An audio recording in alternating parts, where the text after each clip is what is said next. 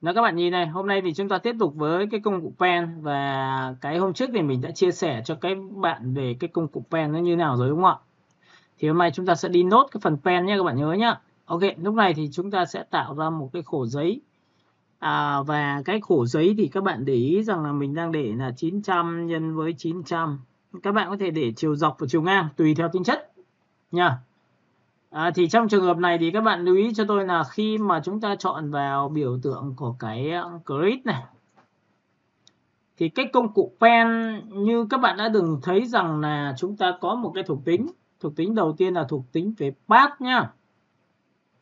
Và mình cũng muốn nhấn mạnh lại cho các bạn là những cái bạn nào mà khi làm về đường pen bình thường mà mình tích đường thẳng như thế này, và khi tích xong thì bạn ấn vào Ctrl Enter thì nó vào bên trong thì không sao, nhưng có những trường hợp mà các bạn mà làm bị nó ra bên ngoài thì các bạn để ý đây là thuộc tính của nó đấy ạ. Nếu bạn chọn xuống dưới như này thì bạn tích vào đây, tích vào đây, tích vào đây, tích vào đây, tích vào đây, ấn vào Ctrl Enter là biến đường pen trở thành vùng tròn.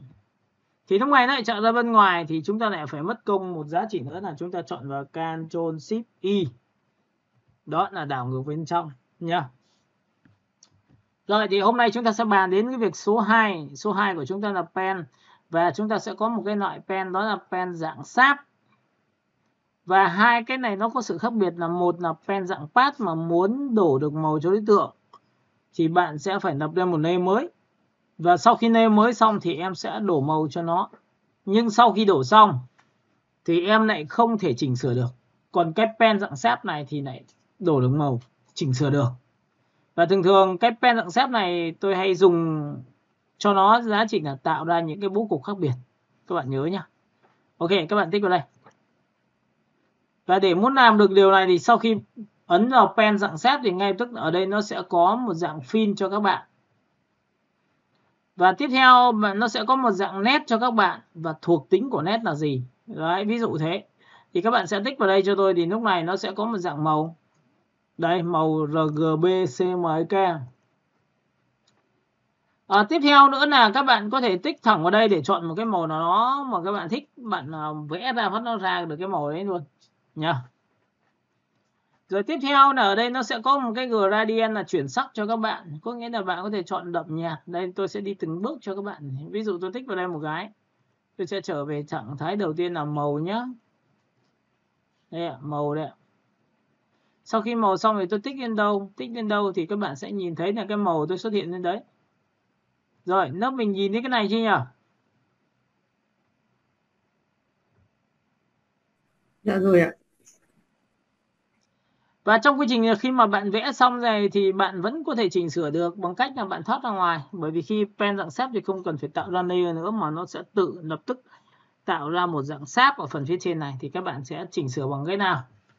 Thì đúng nghĩa của nó là khi chỉnh sửa được bằng cách là điều chỉnh các điểm của đối tượng. Và đây là phần giao thoa giữa Photoshop và Inode nha, các bạn nhớ nhé. Bạn có thể copy trực tiếp cái đối tượng này sang Inode, rồi từ Inode chuyển sang bên này, đều là như thế này thôi. Thì các bạn sẽ nhìn thấy cái công cụ A của tôi nó sẽ có thuộc tính là A đen, và thứ hai là A trắng. A đen thì dùng cái vấn đề là khi bạn quét qua và bạn dịch chuyển đối tượng lên trên xuống dưới. Nhưng A trắng của chúng ta lại giá trị đó là gì? Điều chỉnh điểm của đối tượng. Ví dụ bạn quét qua một điểm này thì bạn dịch chuyển được một điểm. Bạn quét qua 2 điểm dịch chuyển 2 điểm. Có nghĩa là đến đoạn này thì mọi người khi đồ xong, mọi người chưa thấy chính xác thì mọi người có thể phóng to và thu nhỏ và đẩy sang đẩy vào thì đều được hết. Đó. Vậy trong trường hợp pen thì sao? Tôi đang ở pen mà muốn trở thành cái công cụ phím A thì bạn giữ phím Ctrl cho tôi. Giữ phím Ctrl thì ngay tức nó sẽ trở thành chuột trắng. A chuột trắng chỗ này, nhìn chưa? Và chúng ta quét qua từng điểm và chúng ta sẽ dịch chuyển từng điểm. Đó. Dịch chuyển từng điểm, dịch chuyển từng điểm. Được chưa? Rồi tiếp theo. Trong cái công cụ pen của chúng ta thì ngoài giá trị về màu sắc thì bạn có thể chọn màu, chọn viết các thứ. Nhưng bạn không thích màu thì bạn có thể chọn vào gradient cho tôi thì ngay tức nó sẽ nhận gradient cho các bạn. Rồi, sau khi chọn vào gradient xong thì bạn có thể tích vào đây. Chúng ta sẽ chọn một cái màu. các bạn có thể chọn một cái màu bằng cách bạn tích đúp vào đây cho tôi, thì tôi sẽ chọn một cái màu đỏ đậm. Sau đó thì mọi người sẽ tích vào đây, mọi người sẽ chọn đỏ nhạt hơn. Đó, và lúc ngoài chúng ta có giải chuyển sắc. Và cái này nó có một cái bất tiện, nó giống như là không phải là gradient mà nó chỉ là một thuộc tính trong cái giá trị về pen thôi, nên là bạn có thể giữ vào cái giá trị như sau. Bạn gõ vào đây, ví dụ như là 0 enter thì ngay lập tức cái hiệu ứng gradient nó sẽ là 0% nha. Còn nếu không thì bạn sẽ phải quay nha. Đấy, quay theo hướng như này và chúng ta phải nhìn bằng mắt thôi. Đó. Thì đây là gradient, và trong phần gradient của cái phần pen này thì mọi người cũng có thể là dạng từ trái qua phải, từ hình tròn. Rồi khi ấn vào hình tròn xong thì cái màu đậm nó nằm ở bên trong, màu sáng nằm ở bên ngoài, thì các bạn có thể tích vào đây cho tôi thì nó sẽ đảo ngược lại. Đó, rất là đơn giản như vậy thôi. Tiếp theo cái giá trị gradient của chúng ta nữa thì ngoài ra thì cái công cụ pen của chúng ta nó có một thuộc tính nữa là dạng chất liệu. Mọi người nhìn thấy chất liệu chưa? Và tất nhiên là khi có chất liệu thì ở đây mọi người để ý thêm một cái thuộc tính nữa cho tôi, nó phần scale, chính là phần to nhỏ của đối tượng, thì mọi người có thể kéo như này thì tự khắc nó sẽ nhỏ lại. Đấy, chi tiết của chúng ta như này. Đó. Vậy thì có nhiều người bảo là thế, nhưng mà vậy chất liệu đấy ở đâu? Chất liệu làm bằng cách nào? Đúng không ạ? Thì các bạn để ý đây cho tôi thì tôi sẽ hướng dẫn cho bạn là cách tạo ra chất liệu. Cái này sẽ rất là tốt cho những các bạn nào làm về thời trang. Bạn muốn tạo ra một chất liệu đó, bạn sẽ chụp chất liệu quần áo, sau đó thì bạn chỉ việc là đồ theo cái cổ áo, cái gấu áo, cái thân áo, sau đó bạn chỉ cần đồ phát thì chất liệu sẽ được vào luôn, được chưa? Ok, và lúc này để muốn tìm được cái chất liệu ở đâu và cách làm ra như nào thì chúng ta sẽ học với cái cách là tạo vật liệu trong Photoshop, tạo vật liệu trong Photoshop. Ok, lúc này chúng ta sẽ ấn vào Ctrl O thì ở đây các bạn sẽ nhìn thấy rằng vật liệu chúng ta là cái gì. Thế nhưng mà vật liệu mình có thể lấy từ một cái bông hoa, từ một cái gì đó được không ạ? Ok, thì mọi người có thể chọn đây, đây là một cái vật liệu đây. Đây. Alo, nó mình có nhìn thấy cái này không ạ? Có thầy. Có thầy ạ. Đã nói là vật liệu rồi thì nó có thể là ảnh, nó có thể là chữ, nó có thể hình, tùy theo tính chất, có thể là logo. Thì các bạn nhìn này, để muốn trở thành vật liệu thì chúng ta ấn vào Ctrl A là chọn hết. Bước 2 là các bạn ấn vào Ctrl C cho tôi. Sau khi ấn vào Ctrl A, Ctrl C xong rồi thì các bạn sẽ chọn vào vị trí đó là Edit. Thì ở đây nó sẽ có một cái là tạo bút và một cái là tạo pattern, chính là chất liệu. Và khi tôi tích vào đây một cái thì ngay tức là trong cái phần vật liệu của pen của chúng ta có luôn. Đấy, nó có tên này. Nó mình có thể đặt một cái tên nó tùy thích. Ấn OK là xong. Và sau khi đã xong rồi thì bây giờ việc còn lại của chúng ta là gì? Chúng ta sổ xuống của cái hệ thống này và lúc này chúng ta có cái bông hoa rồi đấy. Đó, các bạn có nhìn thấy cái này không ạ? Dạ có thầy. Đấy, thì đây là một trong những cái cách tạo vật liệu. Và sau này cái vật liệu nó còn nằm ở đâu nữa? Ví dụ chúng ta muốn tạo ra một layer mà không cần có pen nhá, mà chúng ta muốn có một cái vật liệu nó phủ trên cái lớp đó thì các bạn chỉ cần chọn vào đây cho tôi. Ở đây nó có pattern này, nhìn thấy chưa? Tạo ra một layer mới có pattern. Và sau khi chọn pattern xong thì bạn sổ xuống, bạn chọn cái này cho tôi, phát tự khắc được luôn. Cả nhà mình nhìn cái này chưa? Dạ nhìn thấy được. Rồi, sau khi đã làm xong cái phần này thì các bạn sẽ nhìn thấy cái phần scale của nó đang là 100 thì mọi người có thể đẩy lên 100 để to và thu nhỏ xuống thì nó sẽ nhìn nhỏ hơn như này. Đó, mọi người nhìn chưa? Và chúng ta có thể tăng giảm số lượng xoay cái gì đấy tùy các bạn. Ví dụ chúng ta xoay nha. Đấy, xoay cái vật liệu đi. Và các bạn để ý rằng là trong các vấn đề về tạo vật liệu thì cái đối tượng của chúng ta là một khổ giấy, nhưng mà khi lên đây thì những miếng ghép của chúng ta nó không được đều nhau, bởi vì lý do là đây là khổ giấy của chúng ta nó có sự sáng tối, nên ghép các miếng thì nó sẽ gặp những trường hợp như này, được chưa? Ok, và lúc này thì các bạn sẽ chọn vào scale là 56, bạn có thể thấp hơn, nhỏ hơn, và các bạn tự điều tiết vấn đề về độ xoay nha. Thì đây là vật liệu. Rồi, tiếp theo cái giá trị tôi hướng dẫn cho các bạn đó là công cụ về pen. Và trong cái công cụ pen này thì các bạn sẽ còn một cái thuộc tính nữa là chất liệu xong rồi, tất cả mọi thứ màu sắc rồi ô màu xong rồi. Và tất nhiên trong đây thì nó có những cái thư viện màu cho các bạn. Và các bạn tự lựa chọn làm sao cho nó phù hợp. Được chưa? Pen và chúng ta tích vào đây. Đó. Rồi, tiếp theo công cụ pen. Trong pen của chúng ta nó còn có thuộc tính nữa là các bạn sẽ nhìn thấy rằng là nó có một cái nét viền đang là 10. bạn có thể cầm kiểu là nét viền là to lên và cho xuống. Thì hôm trước thì chúng ta đã học này, ở tạo ra vùng chọn xong rồi lại lập ra một layer mới, rồi lại chuột phải rồi chọn vào biểu tượng là stroke này, nhưng mà vấn đề là nó lại không thể nào tùy biến như thằng này được. Thằng này vẽ được, thích to bao nhiêu được, thích màu sắc ra sao được, bởi vì trong cái màu này, trong cái viền này của chúng ta cũng có các thuộc tính là màu này, thứ hai gradient này, thứ ba này vật liệu này, đấy nó rất nhiều thứ này, thấy không? Rồi sau khi đã làm xong của chúng ta thì nó có thuộc tính về cái viền của các bạn. Viền của bạn có thể là nét đứt, thì nét bạn nó có thể nét chấm, và chúng ta có thể cho nó nhỏ hơn, cho nó nhỏ như này.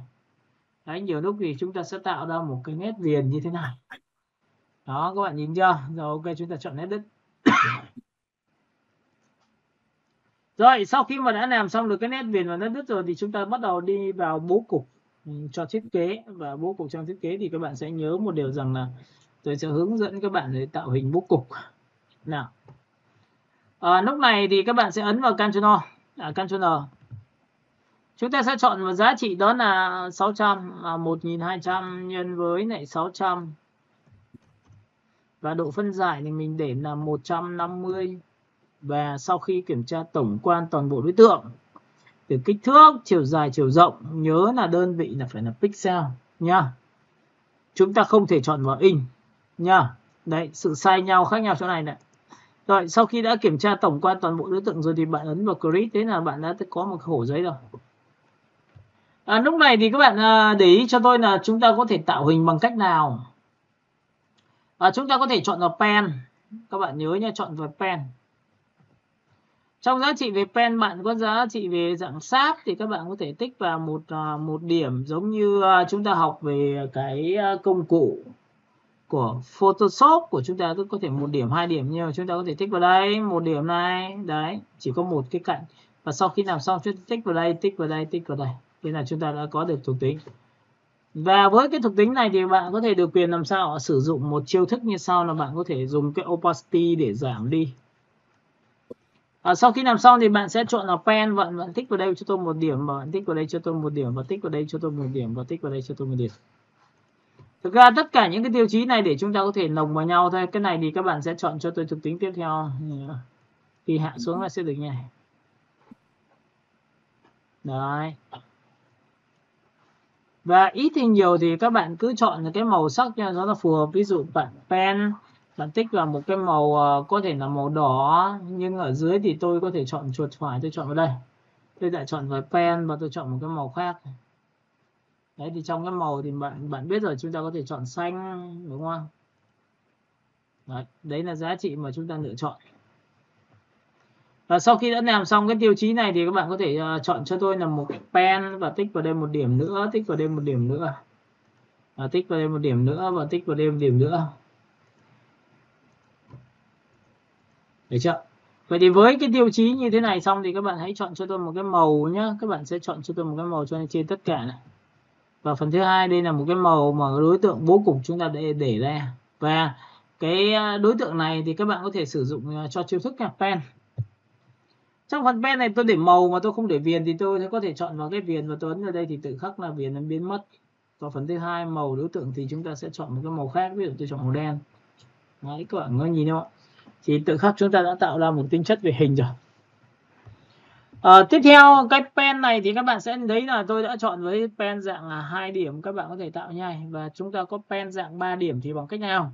2 điểm chúng ta có thể tạo ra dấu chéo này. Sau đó thì chúng ta lại tạo ra một khổ dây mới, chọn vào một chiều là 600, 1200 nhân với 600. Sau khi chọn xong thì cái pen dạng 3 điểm thì các bạn có thể tích vào đây 1 điểm, tích vào đây 1 điểm, và tích vào đây 1 điểm. Cái này thì nó sẽ có những cái tiêu chí cho các bạn để các bạn có thể làm, bởi vì cái này nó có thể là phóng to thu nhỏ bố cục thoải mái. Nên khi bạn thiết kế một cái bố cục trên Photoshop dưới dạng làm online thì sau này bạn có thể làm offline bằng cách này được, bởi vì cái này là phóng to không vỡ hình nhá. Rồi sau khi đã làm xong cái này xong thì tôi lại chọn vào pen và tôi sẽ chọn thuộc tính là tôi mất hình đi, được không? Hoặc nếu mà không thì bạn sẽ phải chọn cho tôi giá trị là khoảng 2 chẳng hạn như này. Đấy, ví dụ 2 này. Sau khi chọn 2 xong thì tôi có thể chọn một cái nét đứt chẳng hạn như này. Đây là cái giá trị tôi muốn tạo ra. Ở bước số 2 thì tôi có thể chọn vào đây 1 điểm và tôi sẽ chọn vào đây 1 điểm và tôi sẽ tích vào đây 1 điểm. Đây là giá trị mà chúng ta làm kỹ, chúng ta có thể làm như thế này. Đấy, giữ shift và chúng ta sau khi vẽ xong thì đây là miếng thứ hai. Và miếng thứ hai thường thường nó nằm ở phía trên thì chúng ta sẽ cho xuống dưới bằng cách là ấn vào đây. Bạn có miếng thứ hai, nhưng cái miếng thứ hai thì tôi lại không muốn là dùng cái viền nữa, nên tôi chọn vào pen và tôi chọn thuộc tính là làm mất viền. Đó, thấy chưa? Mình cứ làm từng bước. Và sau khi cái viền này xong thì tôi chỉ cần ấn số 5 thôi thì opacity sẽ bằng như này.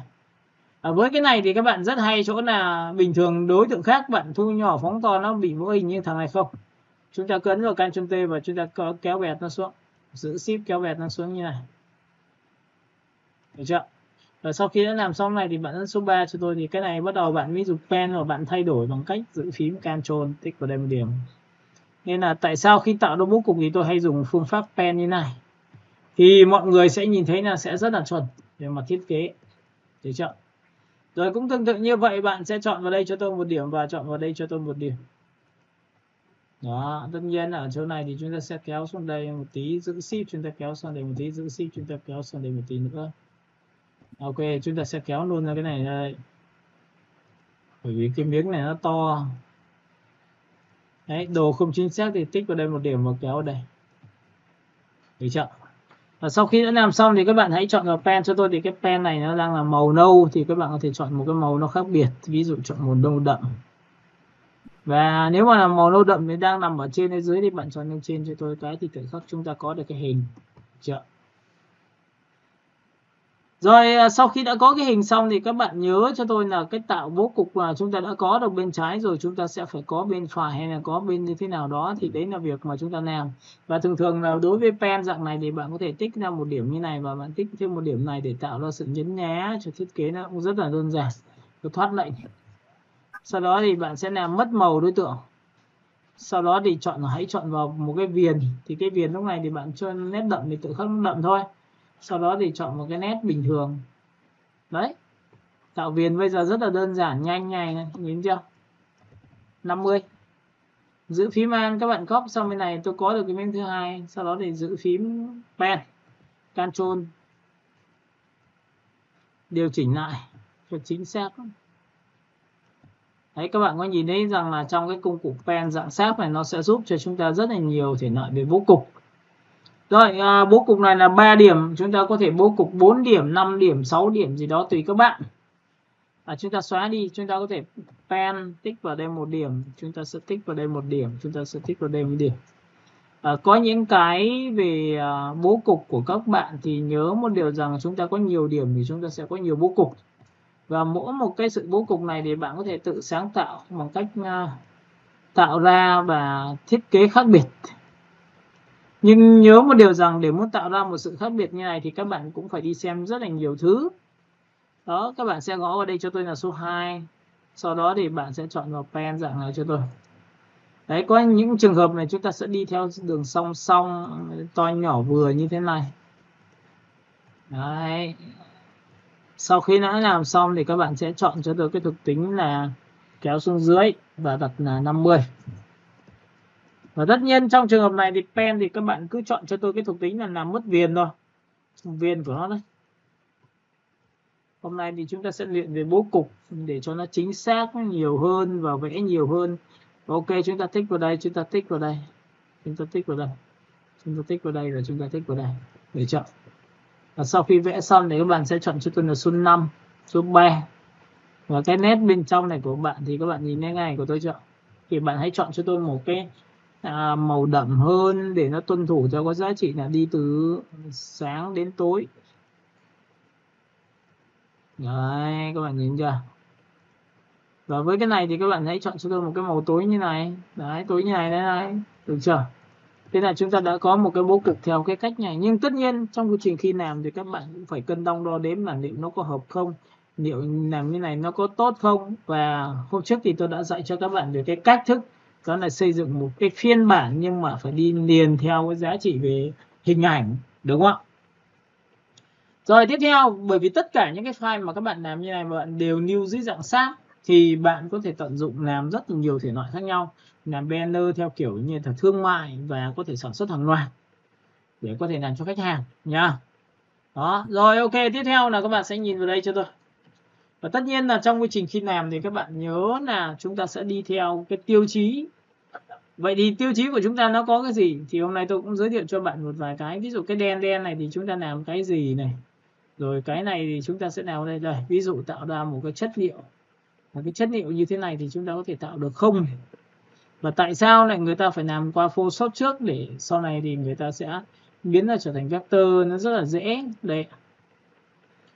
Tôi sẽ dạy cho các bạn một chiêu thức như sau. Biến một đối tượng trở thành vector ở dưới dạng pen dạng sáp, được không ạ? Thì đây các bạn sẽ tìm một cái ảnh như thế này. Đây là một cái ảnh mà các bạn có thể kiếm trên mạng, và các bạn có thể tạo ra một cái giá trị làm sắc nét bằng cách là bạn có thể chọn vào blur, chọn vào motion blur. Đây. Đấy, các bạn có nhìn thấy cái này chưa? Và ví dụ như cái kích thước tại sao lại như này thì chúng ta có thể chọn một kích thước này, các bạn sẽ chọn vào image và Alt Y ngắn thì nó sẽ nhỏ đi. Cái này sẽ rất là thích hợp cho những các bạn nào mà làm về thiết kế về áo, dòng làm họa tiết hoa văn, để làm về một cái nhà hàng nhưng mà thiên về văn hóa kiểu cổ điển một tí thì các bạn sẽ chọn cái này. Ok, tôi sẽ chọn vào đây là giá trị là 600 đến 1200 thì nó sẽ bị vỡ hình nhá, các bạn nhớ nhé. Hãy tôi ấn ok cho các bạn xem này, nhìn thấy ảnh có thể to lên. Đấy, các bạn có nhìn thấy ảnh to lên nhưng mà nó bị vỡ hình cho các bạn. Thì lúc này sau đó thì các bạn sẽ chọn cho tôi filter và chọn vào blur và chọn vào Gaussian blur để nó làm nhòe đi. Đó.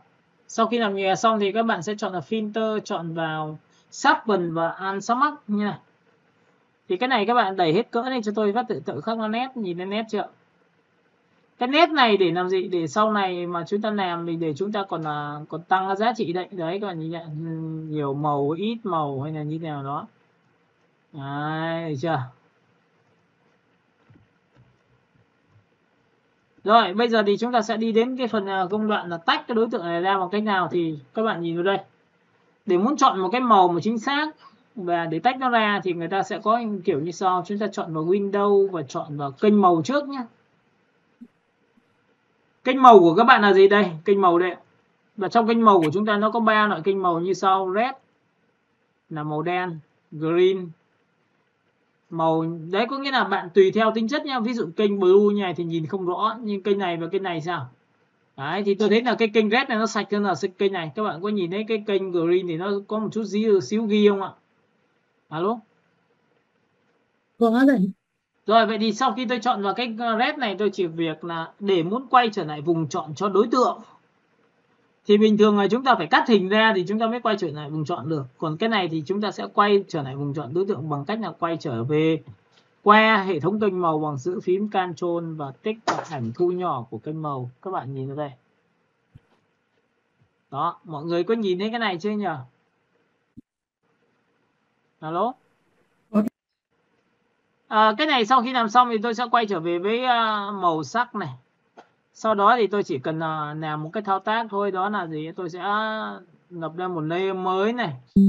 Sau đó thì các bạn sẽ có một cái thuộc tính là M.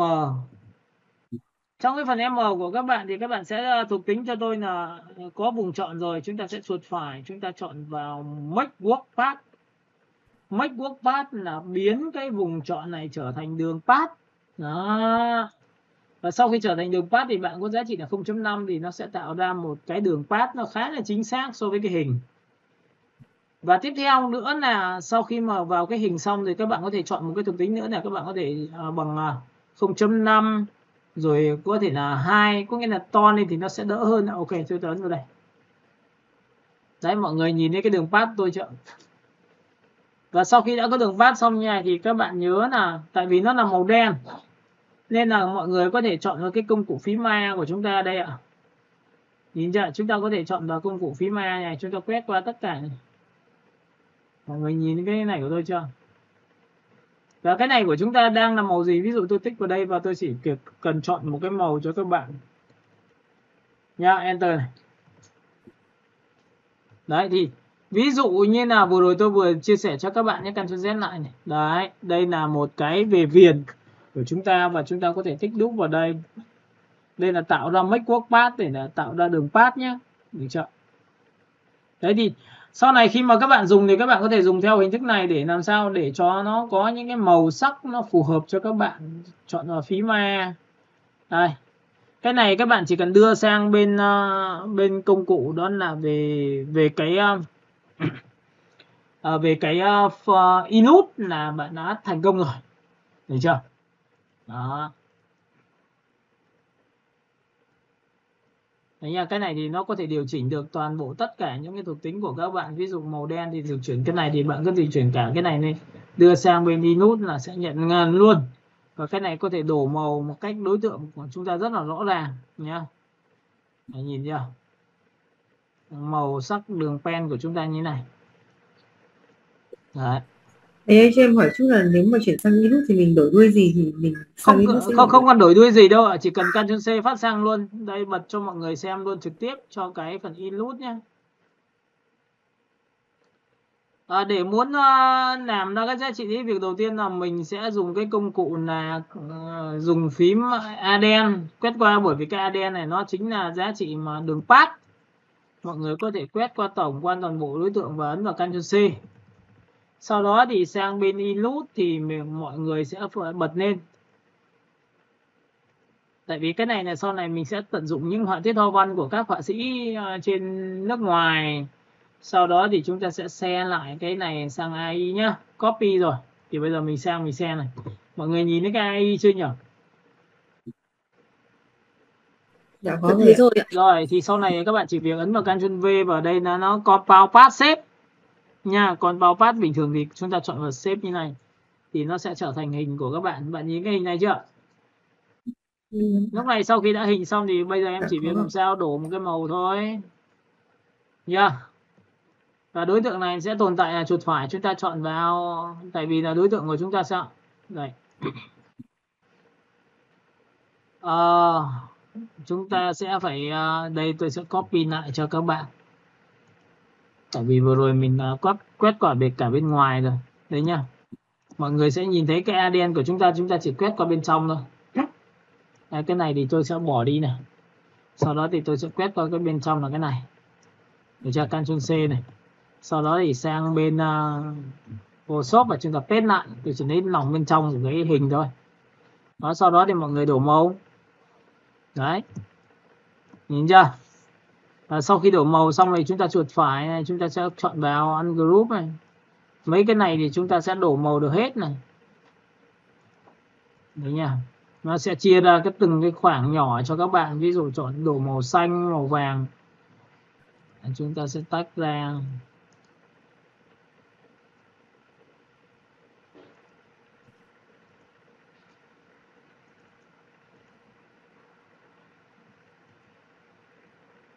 Compound path chọn vào Ctrl 8.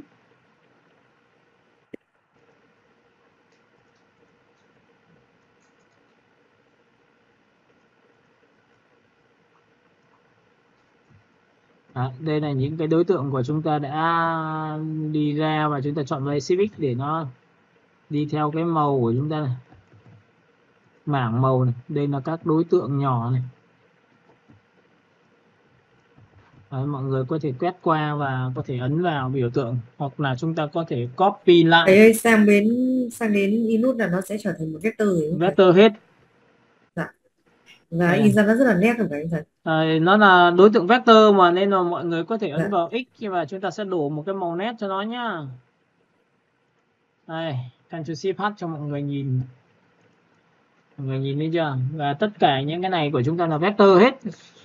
Và sang bên này thì các bạn sẽ thấy là nó sẽ ăn theo cái vị trí là cái hình của chúng ta biến nó thành vùng chọn mà. Thì nó sẽ bị như này, thì mọi người có thể xử lý qua cái việc làm mềm. Bởi vì cái này nó sẽ áp dụng cho cái việc mà đây chúng ta chọn vào path và chúng ta chọn vào simply này, thì cái đường mềm của các bạn sẽ đi này. Đó, mọi người nhìn thấy như cái này chưa? Alo. Dạ, hiểu rồi ạ. Kéo cái này nha, cái này kéo vào đây phát là được luôn này, nhìn chưa? Kéo nữa vào Simili là nó làm mềm tất cả các đường ấy ạ. Đúng rồi, nó mềm hơn thì mình đỡ phải xóa điểm nó vất vả ra, tại vì cái này nó chỉ là làm họa tiết và có thể là làm cho việc in áo mọi người, thì mọi người có thể làm cái việc đó nhá. Ungroup này, Sau khi ăn group thì đây nó sẽ là một miếng và đây sẽ là một miếng, tất cả như này một miếng thì mọi người có thể xếp x này, chúng ta có thể đổ màu này, đấy xếp x này, chúng ta xếp x nha, đấy, và thậm chí là các bạn có thể quét qua tổng quan toàn bộ là loại trừ cái nền dưới đi thì mọi người đổ màu xếp x. Đấy thì những cái này thì mọi người sẽ thấy rằng là nó sẽ cực kỳ hữu dụng cho cái việc mà chúng ta chơi hình ở trên mạng, chúng ta thấy cái hình này nó đẹp, thậm chí là họa tiết hoa văn này mọi người cũng có thể làm theo cách như thế này, mọi người nhìn thấy chưa? Đấy, vẽ như này thì nó sẽ rất là lâu nhưng mà mình xử lý qua Photoshop thì chúng ta sẽ nhanh hơn. Ok, chúng ta sẽ share quay trở lại với Photoshop nhá. Đấy thì đây là một cái hình mà chúng ta có thể lấy trực tiếp từ cái phiên bản từ Illustrator chuyển sang. Thì cái Illustrator thì nó cũng có một cách hay cho các bạn là tất cả dạng sáp của chúng ta cũng lấy được ra. Sạch rồi, đi ra của chị đi. Các bạn sẽ nhìn thấy rằng là trong cái vấn đề về Illustrator thì tôi vẫn chia sẻ cho các bạn tiếp theo cái này. Ví dụ như chúng ta sẽ chọn vào share cái phần Illustrator. Tại sao nói là cái phần Illustrator nó có thể giúp ích cho chúng ta những cái việc thiết kế như thế này được. Ví dụ chúng ta sẽ vẽ một cái biểu tượng từ trái qua phải. Trong cái Illustrator thì mình sẽ để một cái màu đó là màu cam. Và sau khi màu cam xong thì mọi người sẽ chọn vào biểu tượng là mình sẽ ấn vào Ctrl C nhé. Ctrl C là copy trên Illustrator này. Đấy, mọi người có nhìn thấy cái Illustrator chưa? Đó. Đã có thầy ạ. Rồi, sau đó thì tại sao lại là lấy bố cục từ Illustrator đưa sang? Bởi vì Illustrator thì nó sẽ có tính năng cho các bạn là chúng ta sẽ chọn vào share, new và chúng ta sẽ chọn vào biểu tượng Photoshop, và khi copy xong rồi thì sang bên này mọi người ấn vào paste Ctrl V. Thì khi ấn vào Ctrl V thì đừng để dạng pixel, hãy để dạng Smart Object, bởi vì khi để dạng Smart Object thì các bạn sẽ có một cái thuộc tính là đấy, màu cam của bạn đã đưa xong và chúng ta sẽ đẩy như này, chúng ta có thể phóng to được. Đấy, có như vậy thì từ Illustrator sang Photoshop thì nó có chuẩn kích thước theo cái Illustrator không ạ? Thì em phải làm bằng kích thước của nhau. Không, ý em đang nói là ví dụ kích thước ở bên Illustrator của em là 5 mà em copy thầy thế thì sang đến Photoshop của em vẫn vậy là thì 5 mới là cm. cái câu chuyện là tại sao Illustrator mà chúng ta lại đánh, ví dụ như sang đây em sang Photoshop rồi không em nhìn thấy chưa? Dạ vâng. Thì đây ví dụ như tính theo đơn vị là pixel. Vậy thì ví dụ mình nhấn vào chia sẻ cái vấn đề về sang Illustrator này. Khi em làm em phải nhớ một điều rằng là cái phần Document Setup hoặc là chọn vào File rồi chọn vào Document Setup như này thì em phải chọn đơn vị là gì? Là pixel. Có đúng không? Bên kia bên kia nó cũng bên kia là pixel thì bên này cũng phải là pixel. Như vậy thì chúng ta nó mới vẽ mới chuẩn được chứ. Nhưng mà em muốn là em ở bên Illustrator đang ở cm rồi thì sang bên Photoshop em cũng chuyển sang cm được không ạ? Được chứ. Vâng. Nhưng mà vấn đề thì là em mình muốn phải là hai bên kích thước nó phải chuẩn nhau. Đúng rồi, thì mình đỡ phải mất công là mình phải hiểu rằng là ở bên này là 5 pixel thì bên kia là bao nhiêu cm. Có đúng không? Dạ vâng. Mình như thế mình lại làm nó lại vất vả thân mình ra đúng không? Ấn vào đây chúng ta chọn. Nghĩa là cả hai bên phải đều cùng một đúng rồi, một đơn vị. thì như vậy nó sẽ chuẩn, được chưa? Và sau khi làm xong cái này thì sẽ tắt cái phần Illustrator đi. Tắt Illustrator đi, và tại vì sao tắt Illustrator thì bên Photoshop này các bạn sẽ nhìn thấy rằng là mình sẽ chia sẻ cái phần Photoshop. Bởi vì trong cái phần Photoshop này thì các bạn có nhìn thấy có một cái hộp thoại là vector. Đó. Dạ vâng. Có nghĩa là cái này nó giống như mockup đấy, bạn chỉ cần tích đúp vào đây phát là tự khắc nó nhảy về Illustrator của các bạn. Nhưng mà bên nút của mình là vừa tắt cái file kia rồi thì đây mới là file chính, là tích vào đây nó tự nhảy ra một file mới bên Illustrator, và biến đổi như thế nào bên Illustrator thì bên này cũng nhận theo nha. Mọi người để ý này, tích đúp này, mình tích đúp vào đây nhá để mọi người thấy nó sẽ nhảy sang Illustrator nhá. Mọi người hiểu cái này chưa nhỉ? Dạ hiểu rồi ạ. Tích đúp vào đây thì ngay lập tức bên Illustrator sẽ tự nhảy theo. Đây là mình sẽ chia sẻ cho mọi người xem lại, và sang bên AI thì nó tự mở ra một cái thuộc tính như này. Đây là cái hình này nhé. Và cái hình này sau khi đã có xong rồi thì mọi người có thể làm sao vo góc nhé, nhìn là mọi người vo góc này. Và sau khi vo góc xong mọi người chỉ việc làm mỗi cái thao tác mà mình xếp lại thôi, là xếp S. thì ngay lập tức bên Photoshop nó cũng tự vo góc cho các bạn mà không cần phải làm gì hết. Đây, ví dụ tôi chọn vào đây Photoshop. Mọi người nhìn thấy vo góc chưa? Alo? Dạ rồi ạ. Dạ rồi ạ. Dạ rồi ạ. Rồi, nhưng bây giờ nó lại có rất là hay ở chỗ là tại vì Inloot nó là một cái hệ thống mà chuyển giao sang nhau rất là dễ. New Cell và chúng ta sẽ chọn sang Inloot nhé. Đây ạ.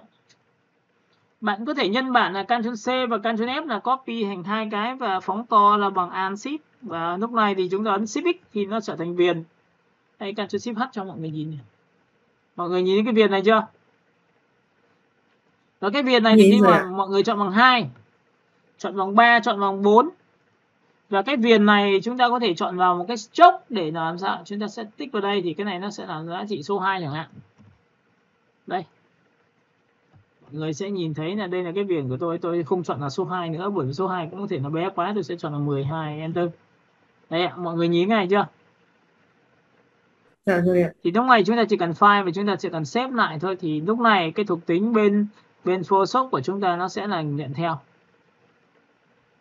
Đây mình sẽ chia sẻ trước cho mọi người nhìn cái phần Photoshop nhé.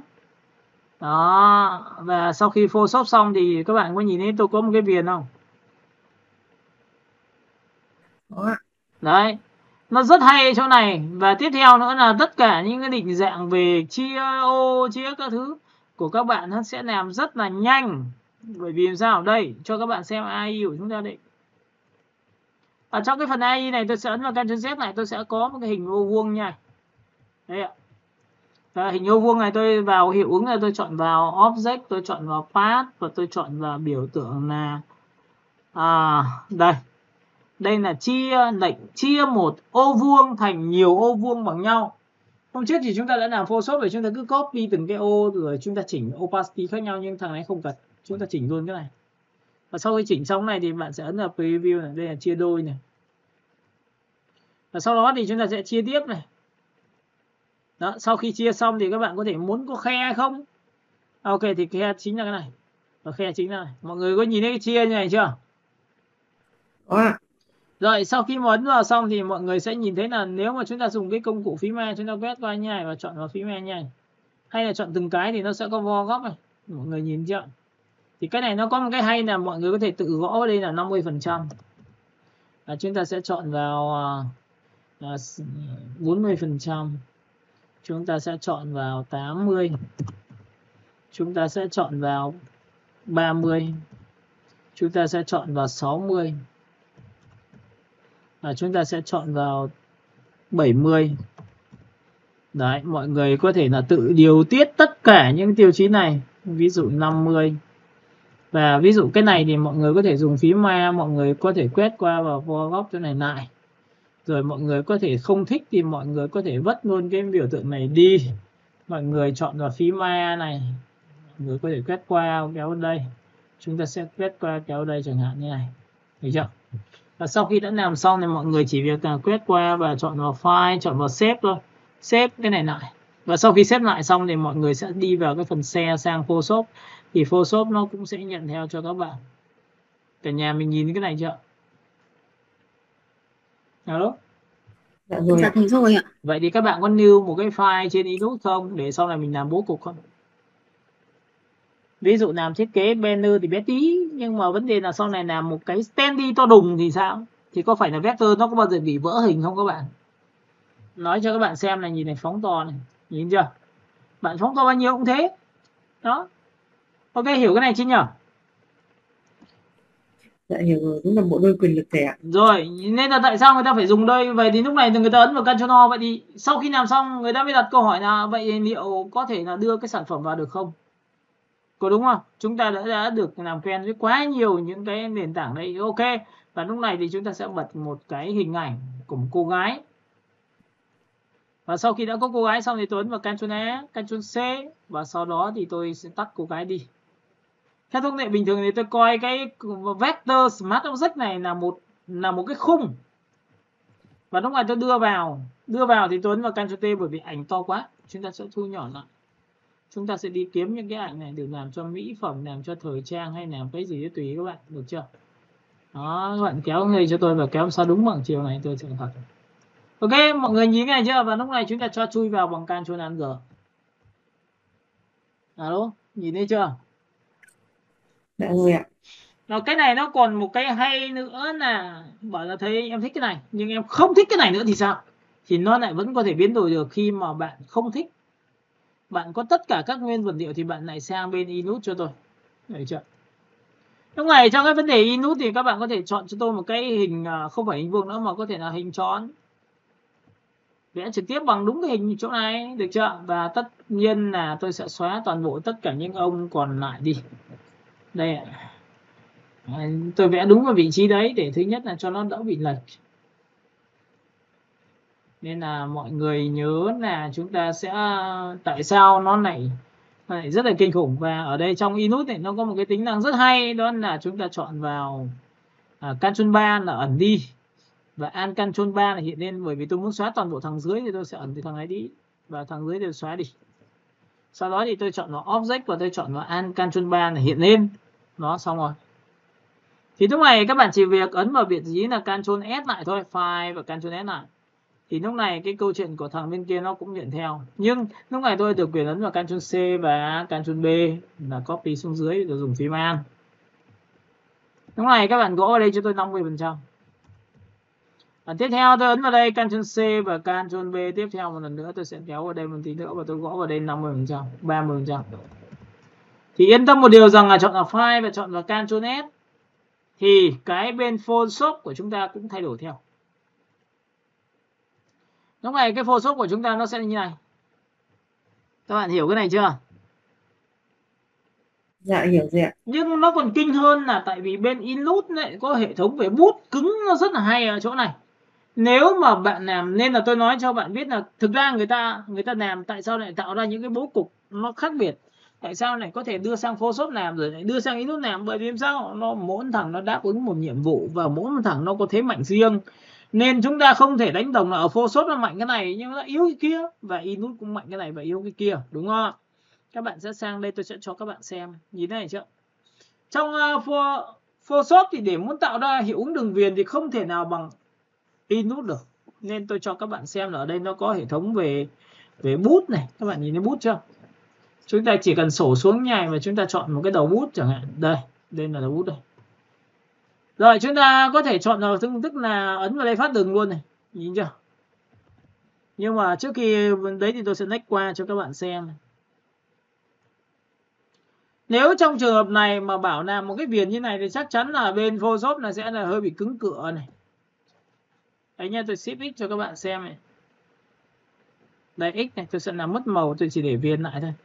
Ở cái viền này thì tôi sẽ để cho nó to ra nhé, các bạn nhìn nhé. Alo, mọi người nhìn cái này chưa?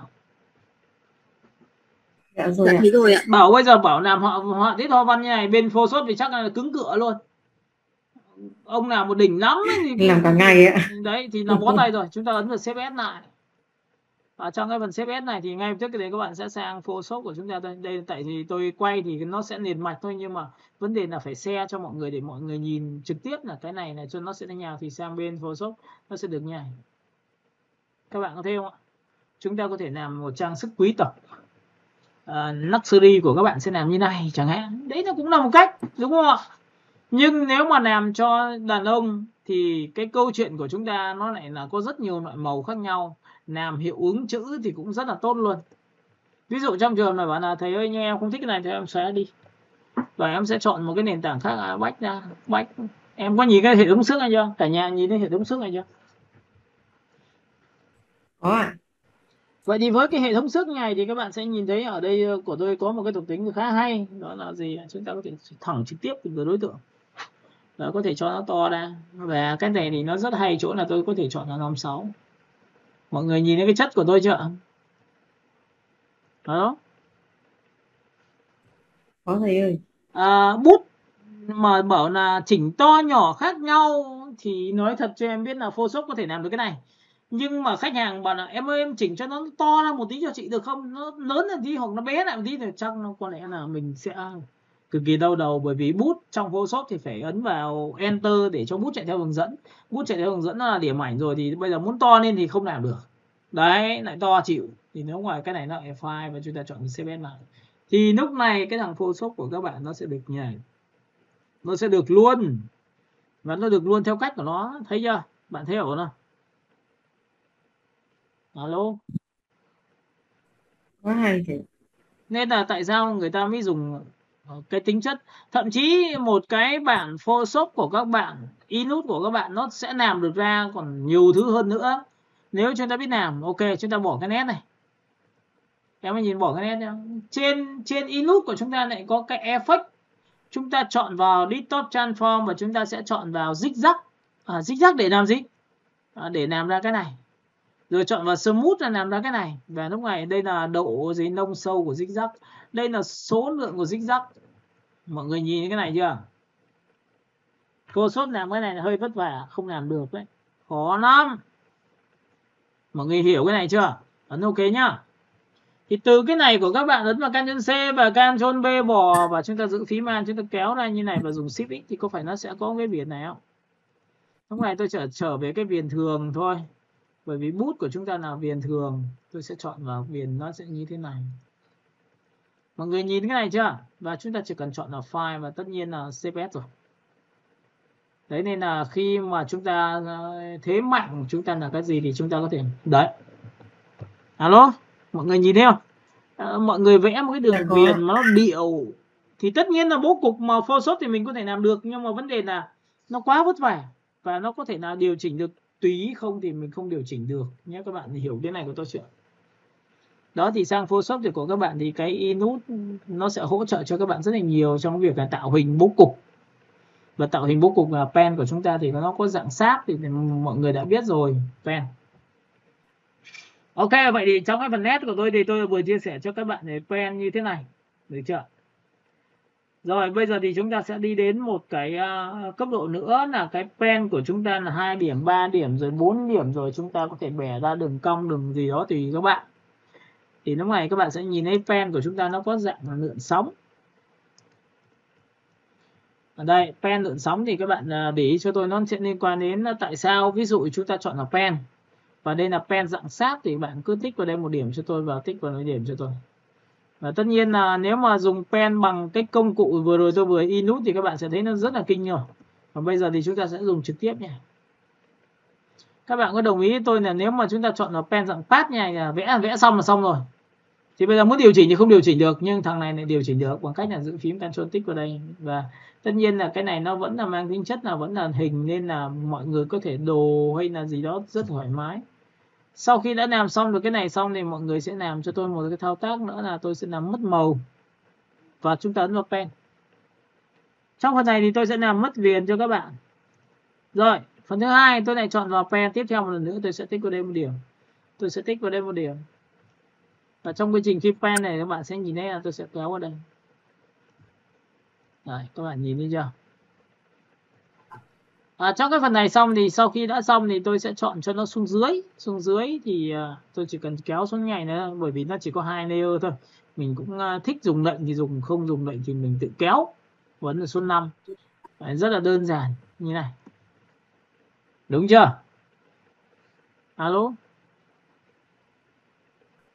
Alo, alo. Dạ vâng ạ. Rồi, tiếp theo này. Tại sao tôi lại nói cho các bạn biết rằng là khi mình làm về thiết kế mình sẽ phải ứng dụng như thế nào cho nó phù hợp. Đây, trong phần này thì các bạn sẽ thấy rằng là chúng ta đã làm được một cái và pen của chúng ta có thể điều chỉnh được sau khi vẽ xong. Còn pen dạng pad thì không được nhá. Được chưa? Rồi tiếp theo nữa là đối với một cái người designer thì việc đầu tiên của các bạn là các bạn phải đọc được bản vẽ. Và tất nhiên tôi sẽ chọn cho các bạn xem cái bản vẽ của chúng ta là sao. Đây, hôm nay là một bạn trong cái trường hợp này thì các bạn sẽ nhìn thấy rằng là cái vết xước của chúng ta nó nằm ở đâu. Đấy, ví dụ như này. Đây, tôi cho các bạn xem, tôi sẽ copy cái ảnh. Đây là một cái vị trí. Đây. Alo. Alo, alo. Dạ. Rồi, cả lớp mình có những bạn học Photoshop rồi, có những bạn. Vậy thì trong một số trường hợp nhé, tôi chưa nói là cái vấn đề là thầy ơi vậy thì em có thể làm lại được cái này không, và em có thể đọc được bản vẽ của cái này không? Nào cả nhà mình. Thầy vẽ nền trước ạ? Mình cho hình nền trước ạ? Ok, bây giờ thì chúng ta đợi tí tắt mic này để bạn nào nói, bạn kia. Rồi, nào em nói đi. Alo. Có bạn nào cho mình giải pháp của cái này không ạ? Vẽ làm sao được ra cái này? Hình nền trước Hello, và thầy ơi. xước thì chuyển Rồi, từ em nói Linux đi. sang. Dạ cái này là ban đầu là mình sẽ đưa cái background, cái hình mà cái giống như cái sân vận động ở phía sau á thầy. Ok. Đưa vào trước. Ừ. Rồi mình đưa một cái lớp nền xanh. Sau đó dùng brush để mà brush, hoặc là cái brush bên AI hay là bên Photoshop thì tùy theo cách của mình làm thôi. Đổ lên cái màu như vậy. Đổ cái brush xước đó thầy. Rồi tiếp theo thì mình đưa ảnh vào. Thế ơi, cái hình sân vận động là mình đã là làm nền ở bên Photoshop này, còn cái xước kia thì mình sẽ từ Illustrator chuyển sang, và sau đó xử lý hình ảnh là mình vẫn xử lý bên Photoshop, vì Photoshop xử lý hình có ảnh cách nào mà làm hoàn toàn trên Photoshop không?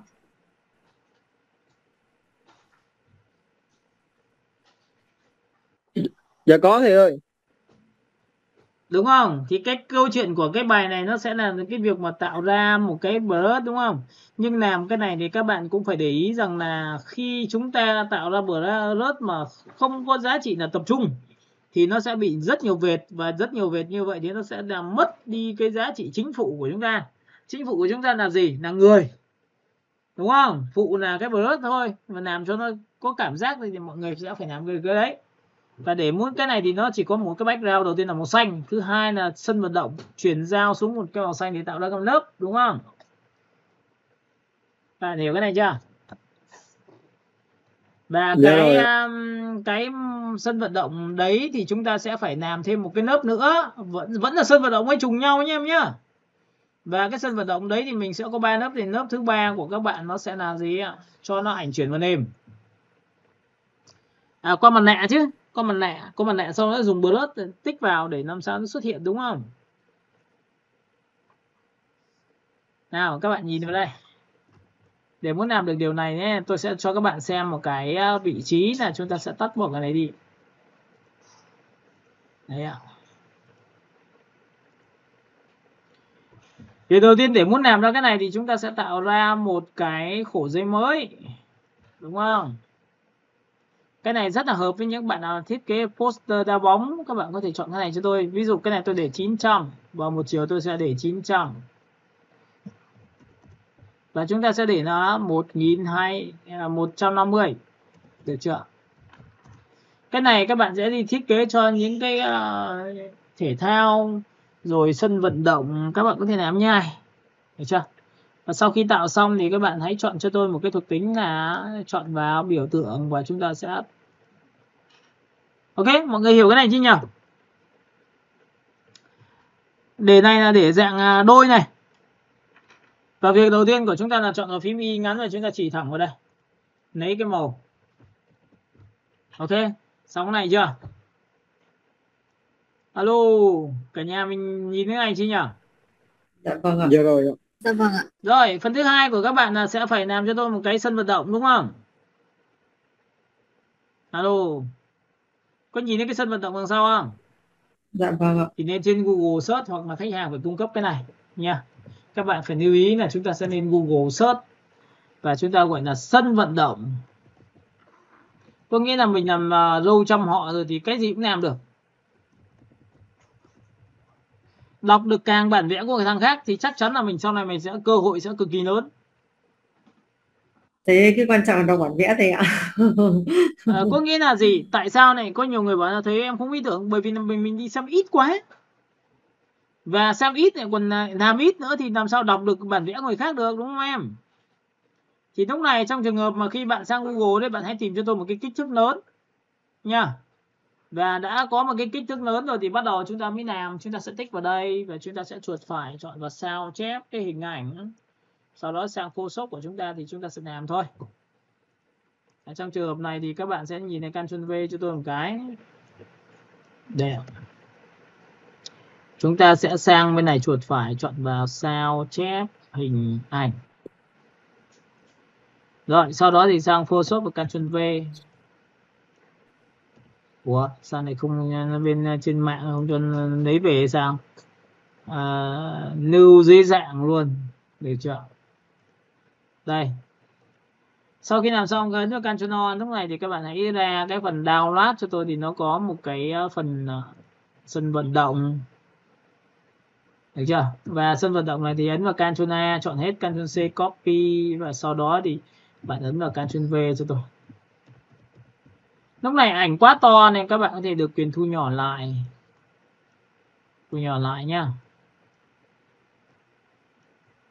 Đó, thu nhỏ lại. Thu nhỏ lại, lúc này thì các bạn hãy chọn cho tôi một cái giá trị là một, là mình sẽ làm cái thao tác đây. Chúng ta sẽ phóng to cái này lên.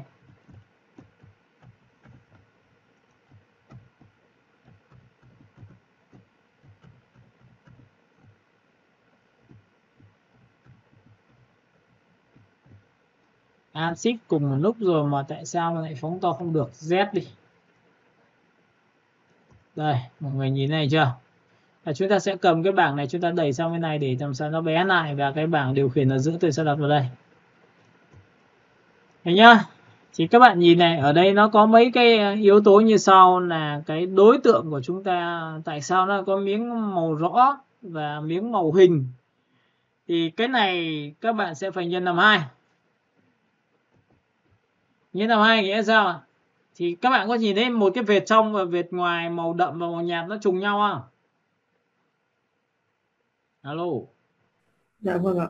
Rồi, vậy thì cái này của các bạn chắc chắn là bạn sẽ phải có một lớp layer mới và đổ một cái màu xanh. Và sau khi đổ màu xanh xong thì các bạn sẽ nhìn thấy rằng là đâu rồi? Alt Shift. Rồi, các bạn có nhìn thấy cái màu tôi đã đổ trên phía trên này, tôi tắt bỏ cho mọi người nhìn. Thì cái này của các bạn sẽ dùng hòa trộn cho tôi, đó là phần color. Và sau khi phần color xong thì mọi người sẽ hạ thấp cái này xuống để làm sao nó ra được cái bản chất của cái này. Ồ, nhìn nó cứ như bị sao ấy. Đây. No mờ. Mọi người nhìn cái này của tôi chưa? Alo. Giảm độ nhá, cho nó mờ đi nha. Được chưa? Rồi, sau khi đã có cái mờ này thì lại có một cái thằng phía trên. Thằng phía trên này trùng khít so với thằng phía dưới đúng không? Cả nhà mình nhìn cái này chưa nhỉ? Dạ vâng ạ. Rồi, sau khi thằng này xong thì bạn hãy tạo ra cho tôi một cái mặt nạ. Và cái mặt nạ này thì bạn hãy chọn cho tôi một cái, đây là mặt nạ trắng, thì xuất hiện hình. Nhìn được cái hình này thì lúc này các bạn dùng cái bút B cho tôi. Cái bút B này thì các bạn hãy chọn cho tôi một cái bút. Ví dụ, tôi lấy ví dụ cho các bạn thôi. Mặt nạ trắng thì dùng với bút màu đen. Bút màu đen sẽ có tác dụng là tô đến đâu thì hình sẽ mất đến đấy nhá. Thì các bạn nhìn này, tôi sẽ chọn là bút đen, là mặt nạ trắng của mình đâu. Đây, mặt nạ trắng đây. Dùng với bút màu đen đây. Bút của chúng ta tô đến đâu thì hình sẽ thủng lên đấy. Nhìn nha, các bạn sẽ nhìn thấy là hình sẽ thủng lên đấy nè, tô này. Mọi người có nhìn thấy tô thì nó sẽ bị nổ cái nền dưới ra không ạ? Được chưa? Rồi, tiếp theo này. Vậy thì nếu mà bút B này của tôi mà nó theo kiểu chất liệu như thế này thì chắc chắn nó sẽ thành công thôi. Nên là tôi sẽ đi tìm cái bút. Và cái bút này thì tôi sẽ cung cấp cho các bạn. Bạn nào chưa có, hoặc là tí nữa tôi tóm lại tôi cứ gửi thẳng lên trên nhóm. Để thứ nhất là mọi người tự tải về. Và mọi người sẽ đi tìm cho tôi một cái bút theo kiểu dạng màu nước. Hoặc là bút theo kiểu dạng sơn chảy, hoặc là sơn vẩy gì đấy tùy. Đấy, đến đây thì nó sẽ có rất là nhiều loại đầu bút này. Ví dụ tôi tích vào đây một cái, mọi người nhìn thấy chưa? Và cái đầu bút này rất là to, tôi thu nhỏ lại. Đấy, nhỏ nhỉ. Và lúc này sau khi làm xong thì tôi giữ phím Alt nhá, giữ chặt phím Alt và chuột phải thì kéo sang phải thì to và kéo thu nhỏ lại như này. Đấy, vậy thì kéo như này thì nó sẽ to như này đấy. Đó, mọi người có nhìn cái này chưa nhỉ? Alo. Alo. Thế rồi ạ. Rồi, vậy thì trong trường này thì tôi sẽ đảo ngược cái mặt nạ trắng này trở thành mặt nạ đen bằng cách như sau. Các bạn ấn vào Ctrl Y cho tôi. Thì bây giờ đang là màu xanh đúng không? Thì tôi chỉ cần tích vào chỗ nào thì nó sẽ xuất hiện ra cái hình đấy. Đây. Mặt nạ đen thì dùng lấy bút trắng. Vậy cái này phải là màu trắng này. Và tích vào đây một cái thì ở đây nó sẽ có một cái màu. Các bạn có nhìn cái này của tôi chưa nhỉ? Dạ rồi. Vậy thì sau này chúng ta có bao nhiêu cái bút thì chúng ta sẽ có bấy nhiêu cái việc mà chúng ta đang làm thôi. Ok, chúng ta sẽ có một cái vết xước, chúng ta có một cái vết xước như thế này. Đây là một cái hình. Và sau khi đã có hình xong thì mọi người có thể thu nhỏ đầu bút xuống và có thể tạo ra 1-2 cái đường chuyển động. Đấy, ví dụ thế. Và tất nhiên là khi làm thì cũng phải tính toán chứ không phải là chúng ta làm một cách bình thường được. Rồi, phần thứ hai nữa là gì ạ? Còn có nhiều người bảo là thấy anh làm đến đây thì có thể xóa phần phía trên thì dễ quá, bởi vì là cái câu chuyện xóa nó chính là câu chuyện mặt nạ. Bạn thích xóa như nào đấy là việc của bạn, được chưa? Đây, tạm thời tôi sẽ làm như này cho các bạn. Bước thứ ba là các bạn sẽ có một cái biểu tượng nhân vật chính, nhân vật phụ. Tôi có ấn vào Ctrl O cho các bạn. Ở đây thì nó sẽ có một cái đối tượng nhân vật là PNG. Mọi người nhìn thấy file PNG chưa ạ? Nhưng file PNG này là file PNG bạn kiếm ở trên mạng thì thường là có những cái sản phẩm của chúng ta là sẽ làm sao nó là thật, nhưng mà có những cái này nó là không phải thật đâu, bởi vì là cái này bản thân thì nó là file index nhá. Các bạn nhìn index chưa? Tích đúp vào đây không mở được, tích đúp vào đây không mở được. Alo, cả lớp mình có nhìn thấy cái này nhỉ? Dạ có ạ. Thì các bạn sẽ phải làm cho tôi một cái thao tác là image và chúng ta chọn vào mode và chúng ta thay đổi cái hệ màu nó đi bằng RGB. Và khi thay đổi RGB xong thì bạn mới thấy rằng bây giờ mới là đối tượng bình thường. Đây, các bạn có nhìn thấy cái hình này của tôi chưa? Và hình này làm nào để cắt từng người? Làm nào để cắt từng người? Mà rõ ràng nó có chấm xanh, chấm trắng, chấm vàng này, mọi người nhìn thấy chưa? Thì ở đây người ta sẽ có rất nhiều kiểu để cắt. Và có những cái kiểu cắt là hợp lý, còn có những cắt ví dụ tôi quét qua đây là tính năng mới của công cụ. Tôi quét qua. Và khi quét qua thì các bạn sẽ thấy là nó chọn được người, nhưng có những khoảng không nó không chọn được. Các bạn có nhìn thấy phần tay chưa? Alo? Có ạ. Rồi, Dạ vâng. vậy thì tất nhiên trong trường hợp này thì mình cũng chả hơi đâu mà đi dùng cái này làm gì cả. Nếu không thì ok, bạn quay trở về pen và đồ cái người này ra cho tôi thì tốt quá, đúng không? Nào, chắc chắn nếu nào in ấn thì tôi sẽ dùng pen chứ tôi không bao giờ dùng cái trường hợp đấy. Thì ở đây nó có một cái lệnh select cho các bạn đã chọn vào subject nha. Đây cũng là một công cụ cắt cho các bạn. Khi chọn về tính năng này thì bạn sẽ máy tính nó sẽ tự tính toán, và nó cũng có thể nó sẽ chọn vào cái sắc độ nó tương đối tốt thì nó sẽ tự cắt cho mình một cái người.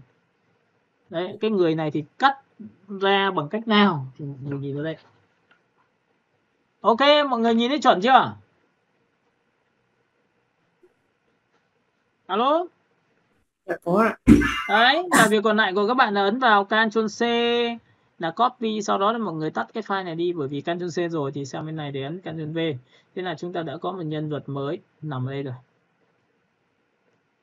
Và có phải là nó là cái này không các bạn? Có phải đặt như này chưa? Ok. Xong này chưa các bạn? Nhìn chưa? Rồi, bây giờ thì chúng ta ấn vào Ctrl O tiếp theo một lần nữa được của các bạn. Các bạn ấn vào Ctrl O cho tôi nhá. Trong phần Ctrl O thì các bạn sẽ chọn cho tôi một cái giá trị là tôi đã có từ ngày xưa, đó là line. Trong phần line này tôi sẽ có phần đó là cái Ronaldo tôi đã cắt sẵn rồi. Vì đây này các bạn có thể cắt bằng Photoshop cũng được. Ctrl A cắt bằng pen. Ctrl C copy và sang file thiết kế nha. Cái này không cần thiết nữa thì mình xóa đi thôi, bởi vì nặng. Hãy Ctrl V, cái này nó to nên để ấn vào Ctrl T. Đấy, thì có trường hợp như này đúng không các bạn? Thì ví dụ như là một cái thiết kế của các bạn nó đặt như thế này. Một cái đối tượng của chúng ta nó sẽ to tầm này chẳng hạn. Được chưa? Vậy thì cái này của tôi thì tôi sẽ phải làm sao chọn cái này nhỏ xuống. Rồi, có những trường hợp bảo thế nhưng mà cái đối tượng ngoài này của em nó bị nhem nhem ra ngoài quá thì ok, nhìn này chuột phải này. Các bạn có nhìn cái này của tôi chưa? Đây, chuột phải chọn vào cái thằng đây, chính là thằng này. Các bạn thấy không? Alo?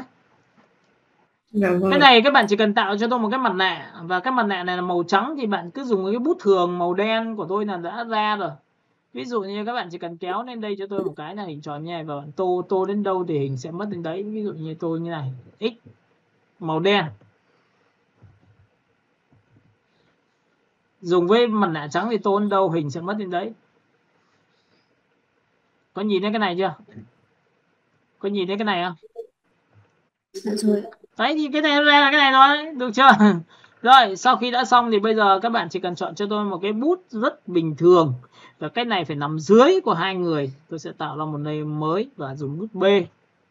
Bút B này là chính là cái bóng đấy các bạn, nên là tôi sẽ chọn màu xanh đậm.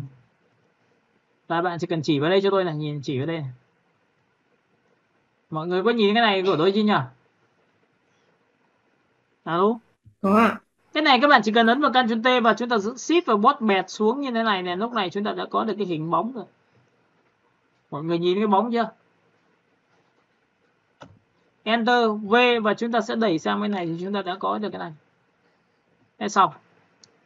Bạn thấy không? Và tiếp tục đến một giá trị nữa thì các bạn sẽ có một cái con số 18. 18 lúc này thì chẳng nhẽ là chúng ta sẽ đánh một cái text và chúng ta gõ đây là 18 à. Ở Ctrl T chúng ta sẽ phóng to cái này lên. Thì trong cái phần 18 này của các bạn nhé, các bạn nhìn này, tôi giữ phím Alt và tôi sẽ đẩy sang phải sang trái cho các bạn để nó sát lại với nhau. Thì có nhiều người bảo là giữ phím Ctrl và quay trở lại vùng chọn cho đối tượng. Các bạn có nhìn cái này chưa nhỉ? Sau đó thì tôi lập ra một layer mới và tôi tắt bỏ cái 18 đi. Tôi dùng cái công cụ M, tôi chuột phải, tôi chọn stroke. Đúng cái tạo viền chưa? Các bạn có nhớ bài tạo viền không ạ? Alo? Đúng rồi ạ. Có ạ. Rồi, ok, tích vào đây một cái thì bạn hãy chọn cho tôi một cái viền, thì lúc này tôi đã có viền rồi, Ctrl D. Được chưa? Ra viền chưa? Alo? Dạ vâng Dạ ạ. rồi ạ. Nhưng người ta bảo là bây giờ cho cái viền to lên sao? Khách hàng cho tôi bảo cho to viền thì sao? Xóa vứt đi làm lại được không ạ? Alo? Chỉnh trực tiếp trên đấy được không ạ? Thì đấy mới là câu chuyện đấy.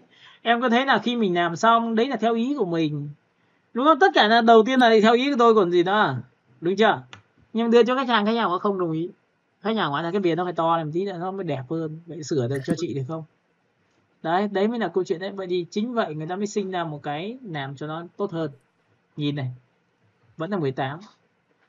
Thì bạn hãy để ý cho tôi là để muốn tạo viền cho đối tượng thì lúc này chúng ta sử dụng cái biện pháp là blending option, chuột phải vào chính layer của text, chọn là blending option này. Trong cái phần blending option này các bạn sẽ để ý cho tôi một cái phần là stroke, là chính là tạo viền cho đối tượng. Nếu bạn không có ở đây thì bạn ấn vào chữ Fx giúp tôi thì lúc này nó sẽ nằm ở đây. Cả nhà mình nhìn đến cái này chưa nhỉ? Dạ rồi ạ. Dạ rồi ạ. Rồi, sau khi mà đã có xong này thì các bạn sẽ cần chọn cho tôi một cái stroke thôi. Và cái stroke thì bạn hãy để nó là màu trắng, màu vàng hay là màu gì đấy tùy các bạn. Được chưa? Tôi để tạm thời trắng nhé. Được chưa? Và cái độ stroke là to hay nhỏ thì tùy thuộc vào cái này. Mọi người có nhìn thấy to nhỏ chưa? Alo? Dạ thấy rồi ạ. Dạ rồi. Rồi, và nó có out là bên ngoài, còn in thì nằm bên trong. Đấy, mọi người có thể tùy ý là cái nét của chúng ta là bên trong hay bên ngoài đều được hết.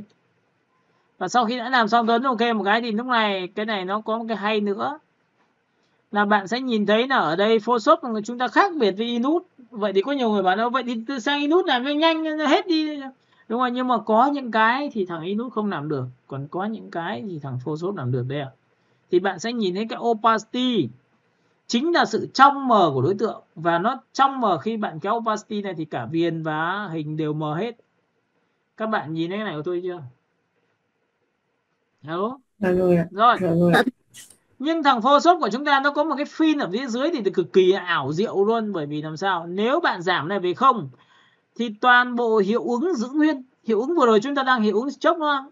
Còn lõi của chúng ta chính là cái 18 này, thì nó 18 của chúng ta là nhân sẽ bị biến mất. Còn cái hiệu ứng mà chúng ta dùng qua blending option thì giữ nguyên. Đấy, vậy thì tôi sẽ cầm này tôi kéo phát lên nha.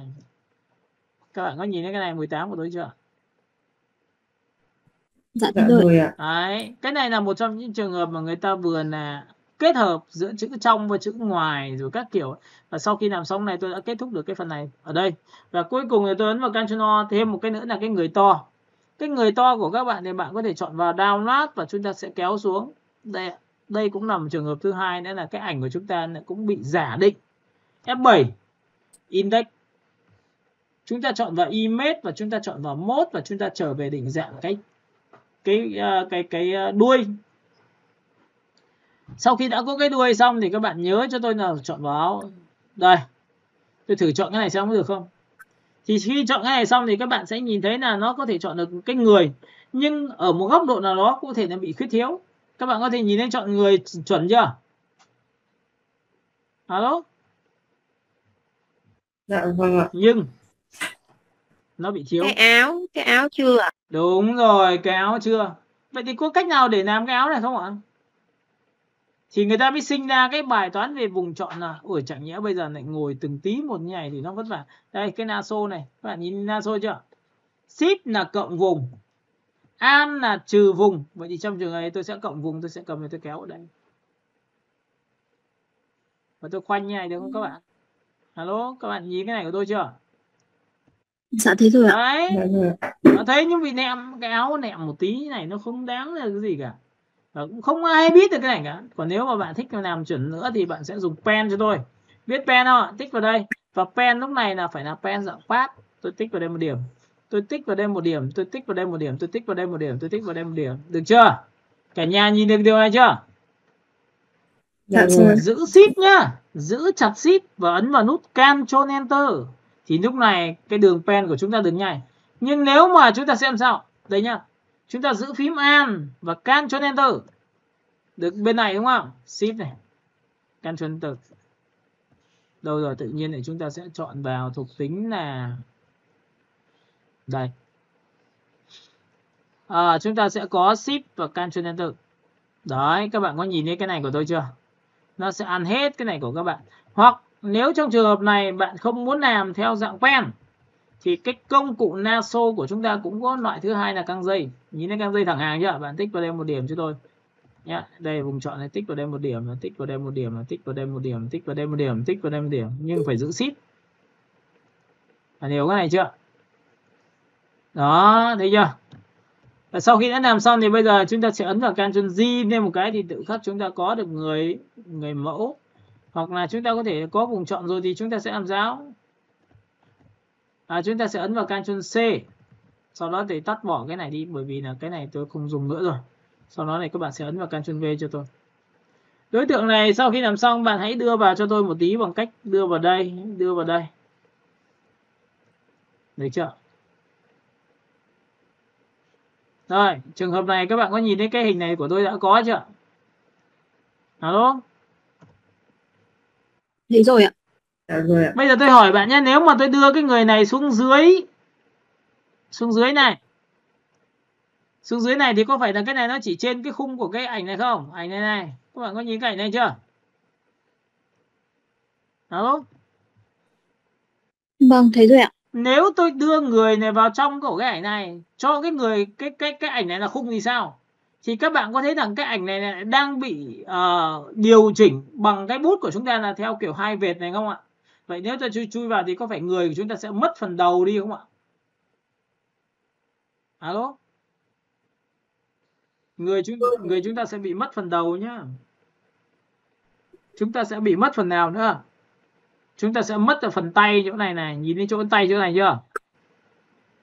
Đây cho các bạn xem này, cho vào Ctrl Alt G này có phải như này không? Alo? Vâng ạ. Vậy thì sau khi làm xong đây thì các bạn sẽ thấy một điều như sau là tôi lại ấn vào Ctrl G thêm một lần nữa thì tôi có hai người. Và cái này tôi sẽ một người một và người hai thò ra ngoài thò vào trong. Chúng ta chỉ cần dùng cái công cụ naso và chúng ta khoanh qua các vị trí ở giữa như này. Ở dưới. Làm mềm vùng chọn bằng Shift F6 và đặt cho nó dạng là 80 và tôi xóa đi được như này không? Được chưa? Thế là tự hình hết tôi lại có cái nào? Cái người này đúng không? Rồi phần thứ hai nữa là cái người cho chui vào thì lại bị làm sao? Vẫn chỗ này chưa êm lắm, tôi lại dùng naso tôi lại khoanh phần phía dưới để cho nó êm hơn được không? Shift F6. Quan trọng nhất là chúng ta có kiểm soát thằng layer không thôi. Các bạn hiểu cái này của tôi chưa? Alo. Dạ rồi ạ. Đây, lúc này tôi sẽ kéo lại cho các bạn biết là tại sao chúng ta làm được một thằng Được chưa? Nhìn thấy một thằng chưa? Cái này là sao? Chui vào này, nhìn chưa? Hai thằng. Đấy. Và sau khi đã làm xong đây thì các bạn để ý cho tôi nữa là nếu chúng ta không thực hiện một thao tác chỉnh màu cho chính cái nhân vật này thì sao? Chúng ta sẽ không ổn tí nào cả. Các bạn có thể có hai thức. Bạn hãy chọn 1, chọn 2 và chọn 3. 3 cái đối tượng này có thể trở thành một được không? Alo. Alo. Dạ được. Đấy, vậy thì khi làm xong thì bạn nên ấn vào Ctrl G cho tôi. Thì cái group này gồm có thành phần là gồm có 2 thằng người và một cái xước ảnh này, đúng không? Đây này, các bạn nhìn chưa? Vậy thì sau khi làm xong bạn hãy chỉnh. Tại vì cái ảnh của chúng ta lấy ở trên mạng về thì có thể nó bị vàng quá, mà cái tông màu thì tôi lại cần lạnh. Thì làm một cách nào? Hôm trước thì tôi có giới thiệu cho các bạn một vài cái giá trị về chỉnh màu nhá. Đây ạ. Chúng ta sổ cái này xuống và ở đây nó có một cái lệnh nào. Canberburn là chỉnh đậm, trung gian, sáng. Trong cái Canberburn này, đây là giá trị về trung gian. Giá trị shadow là vùng tối trên tấm ảnh. Và cuối cùng là highlight là vùng sáng trên tấm ảnh. Nó có 3 chế độ cho các bạn.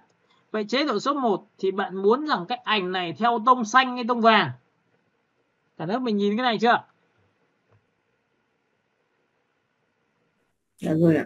Nếu mà theo tông lạnh thì các bạn có phải là cầm cái cần gạt này bạn kéo bên lạnh thì tự khắc nó sẽ lạnh không? Đây là tôi kéo cho bạn nhìn thấy chưa? Nhưng cái kéo này nó sẽ ảnh hưởng đến một cái thứ rất là quan trọng, đó là gì? Nó ảnh hưởng tổng quan toàn bộ mọi thứ. Thì các bạn nhớ cho tôi là trước khi kéo bạn hãy chọn cho tôi thuộc tính ở phía dưới thôi, là cái group. Đấy, bây giờ tôi kéo nhẹ được không? Bạn sẽ nhìn thấy mặt của Hurricane sẽ bắt đầu lạnh hơn. Được chưa? Các bạn nhìn cái này của tôi chưa? Đây là trung gian nhá. Alo? Dạ vâng, thấy rồi ạ. Tiếp tục thứ hai là các bạn sổ xuống cho tôi là ở đây nó có shadow. Shadow của chúng ta là tôi sẽ chỉnh vùng tối nó lạnh hơn thì tôi sẽ cầm vào các bạn, tôi sẽ kéo ở đây. Để nhìn này, nó sẽ lạnh hơn này, sau đó thì tôi sẽ kéo ở đây. Đó. Và phần thứ ba giống như tôi đã chia sẻ cho các bạn, đó là gì? Chúng ta sổ xuống tôi sẽ có một cái nền tảng từ cái highlight. Highlight thì bạn muốn là sắc độ là da mặt nó ấm lên thì bạn sẽ kéo vào đây cho tôi và kéo này cho tôi tí để da mặt nó sẽ ấm lên tổng quan chung như này. Và sau khi đã làm xong thì chúng ta sẽ xem trước và sau. Mọi người nhìn thấy chưa? Da nó sẽ ám và tất cả mọi thứ đấy thì nó sẽ khiến cho cái thiết kế của bạn nó trông nó sẽ trung thực hơn rất là nhiều. Thế thì sau khi làm xong thì bạn đã đọc được bản vẽ người khác từ bên tay trái sang bên tay phải. Có nhiều người ta chỉ cần đọc thôi. Và chúng ta đọc là một hình thức học. Đi xem nhiều những cái bản thiết kế người khác thì để mình thiết kế cho tốt hơn nha. Ok, hiểu cái này chưa nhỉ? Dạ rồi ạ. Rồi tiếp theo. Dạ rồi ạ. Lợi dụng cái công cụ pen đấy người ta mới áp dụng thêm một cái hình thức đó là mặt nạ. Và để muốn làm được mặt nạ thì chúng ta sẽ đi đến một cái Ctrl O.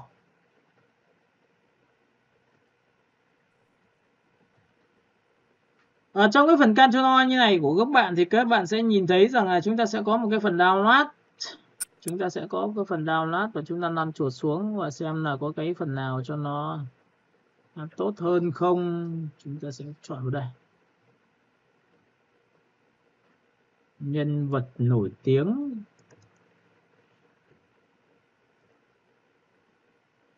Đây ạ. Tôi sẽ có một cái nền tảng này cho các bạn. Đấy, cô gái của chúng ta rất là dài. Và chúng ta sẽ có một cái thuộc tính như này. Ok, mọi người nhìn thấy này chưa ạ? Dạ thấy rồi ạ. Rồi, sau khi làm xong thì cái việc đầu tiên của các bạn là phải cắt cô gái ra. Nên là tôi có thể chọn cái phương thức là thử ấn vào cái này xem có được không nhá. Rồi, sau khi chạy xong thì để cho nó tính toán, hy vọng là nó sẽ tách được cái người của chúng ta một cách dễ nhất. Đấy, các bạn có nhìn thấy nó tách rồi chưa? Rồi, sau khi đã làm xong cái này thì tôi chỉ cần tạo ra một cái mặt nạ là xong. Mọi người nhìn thấy nền tôi biến mất chưa? Alo? Dạ vâng ạ. Rồi, sau khi làm xong cái này thì bây giờ chúng ta sẽ thực hiện một thao tác là tôi sẽ chọn vào Ctrl O. Tôi sẽ chọn cho nó một cái ổ E, tôi chọn vào tư liệu, tôi sẽ chọn vào phần chuyên lọc và tôi chọn vào background. Trong phần này thì các bạn sẽ có một cái chi tiết về hoa hoét gì đấy tùy các bạn. Bạn có thể chọn lựa. Bông hoa sen giống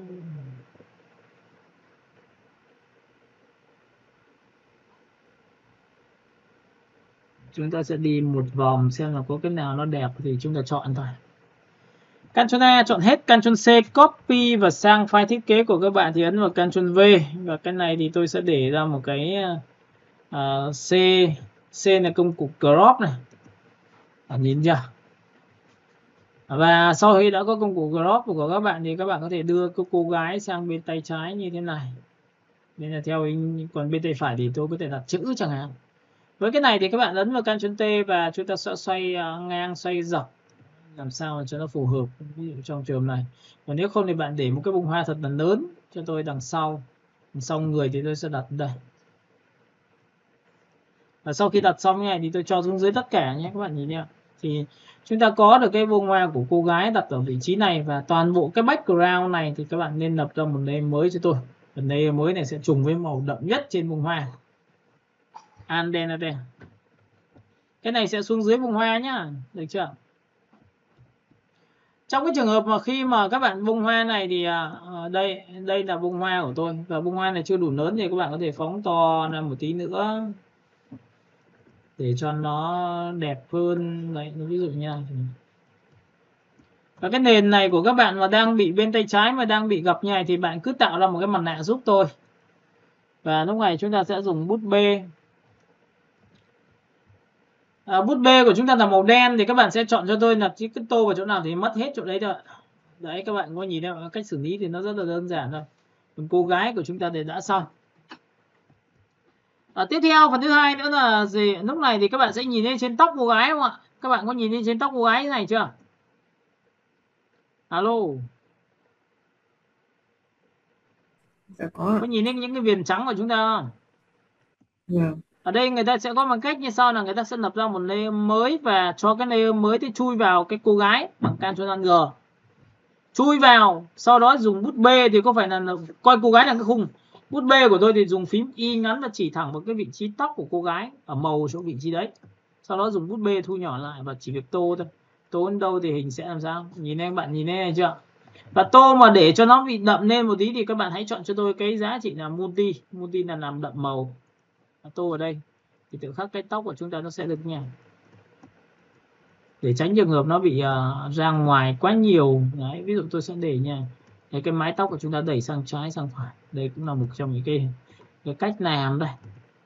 Cái chỗ này hơi bị trắng này các bạn nhìn thấy chưa? Tô ở đây tự khắc là sợi tóc nó có này. Nó không bị ra ngoài quá, rồi chỗ này nó bị đấy, nó bị lộ. Thì đấy, đã xong tóc rồi, bên này thì chúng ta sẽ tô nốt bên này là xong. Alo, cảnh bạn nhìn về cái tóc của tôi chưa? Thì tự khắc nó sẽ có độ chuyển vào. Đây là nhìn này, các bạn nhìn trước sau này. Ok, thế là xong. Việc của số 1 của chúng ta.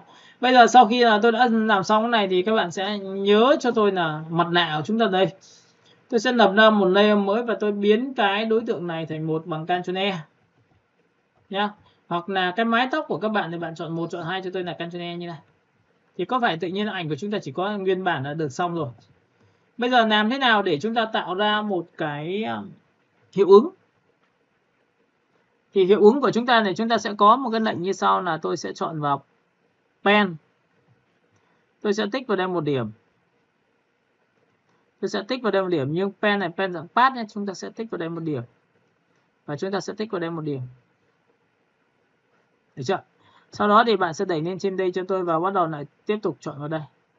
Và chúng ta sẽ kéo vào đây. Và trong quá trình khi kéo thì các bạn để ý cho tôi là cái này nó sẽ liên quan đến việc tay chân hay cái gì đó thì bạn sẽ đồ chính xác cho tôi cái miếng hình. Được chưa? Và lúc này sau khi đã có miếng hình xong thì bạn sẽ có một cái pen tiếp theo một lần nữa. Đây, vậy thì tôi sẽ đồ chính xác đoạn này như này cho các bạn. Và đi vào đây. Đấy, cái này thì các bạn sẽ vẽ qua tay cho tôi này. Và phóng to này. Chúng ta sẽ kéo xuống đây này, chúng ta sẽ kéo xuống đây này.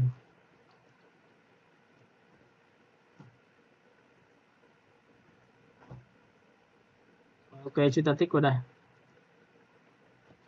Đấy, các bạn có thể bẻ cong qua cái này và chúng ta sẽ bẻ cong qua cái cánh tay, bởi vì bản thân thì đoạn này tôi sẽ làm mất đi.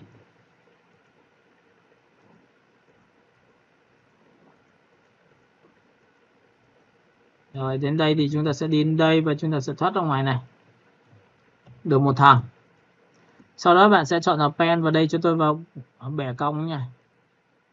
Chúng ta sẽ bẻ cong nha. Hoặc là chúng ta có thể làm một cái miếng non lớn hơn, có thể là như thế này chẳng hạn, và đẩy lên đây. Tôi sẽ đẩy cái này lên đây và cái này tôi sẽ đẩy lên đây. Giữ phím Ctrl tôi bẻ cong nha.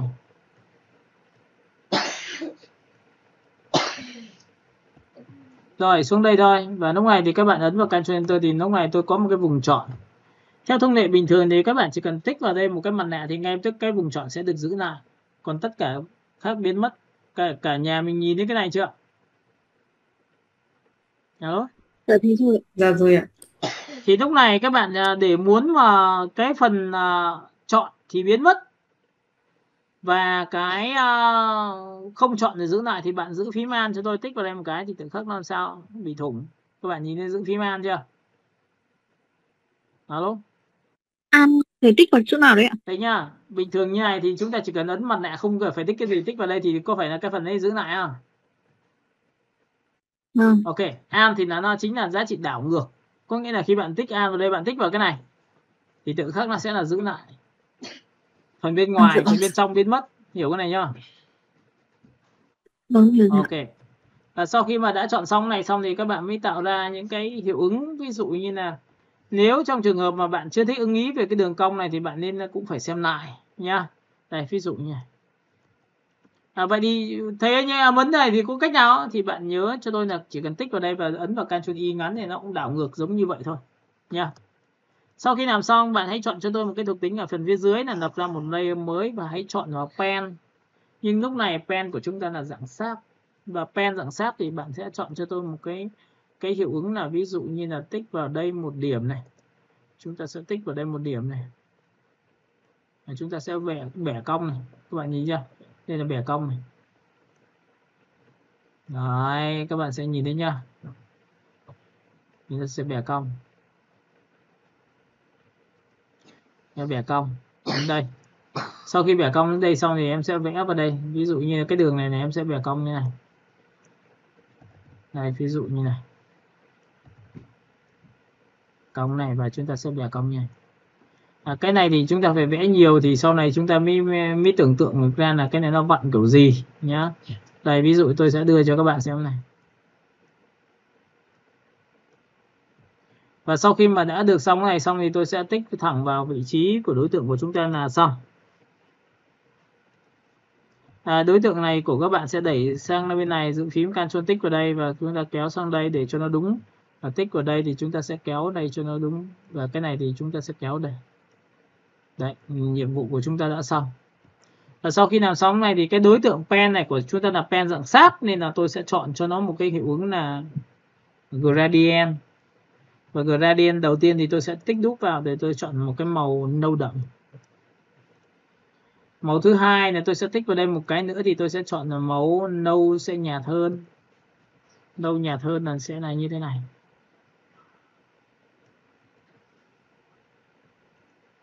Và sau khi đã có nâu nhạt hơn thì tôi gõ vào đây là chi không vào đây thì nó sẽ treo đậm này, nhạt này, đậm này. Vậy thì chỗ này sẽ là đậm nên là tôi sẽ copy từ cái này sang. Giữ An nhé, các bạn nhớ nhé, giữ An là các bạn copy nha, tự khắc nó sẽ sang luôn. Và sau khi copy sang luôn thì cái màu trắng này không cần thiết nữa, bạn sẽ kéo đây cho tôi. Tôi có màu đậm này. Sau đó thì tôi sẽ cho nó một tí màu sáng một cách tích đúc vào đây. Tôi cho nó màu sáng nhiều hơn. Này nha, các bạn nhìn nha, màu sáng nó có đậm nhạt này. Đấy, và cái này thì tôi sẽ kéo luôn cái phần đậm của tôi nó từ trái qua phải. Đó, thì các bạn sẽ nhìn thấy nó có cảm giác về cái đường chuyển động của chúng ta. Và tất nhiên cái phần này thì các bạn sẽ phải ngồi chỉnh chứ chả bao giờ được ngay được. Pen và giữ Ctrl. Cái này là viền, bỏ viền đi. Thế là chúng ta đã có được cái thuộc tính như này. Sau khi đã có xong này xong thì chúng ta lại giữ phím Alt, chúng ta copy lên một cái phiên bản tiếp theo, một cái này trên đây nữa. Và với cái trên đây như này thì các bạn sẽ chọn cho tôi là cái gì ạ? Chúng ta sẽ kéo ở đây. Tất nhiên muốn đẹp thì chúng ta sẽ phải pen, Ctrl, chúng ta tích vào đây một điểm, chúng ta kéo vào đây. Cái này chúng ta bẻ cong lên đây, cái này thì chúng ta sẽ đi thẳng vào đây. Cái này chúng ta sẽ đi thẳng vào đây. Nó chính xác ở chỗ này.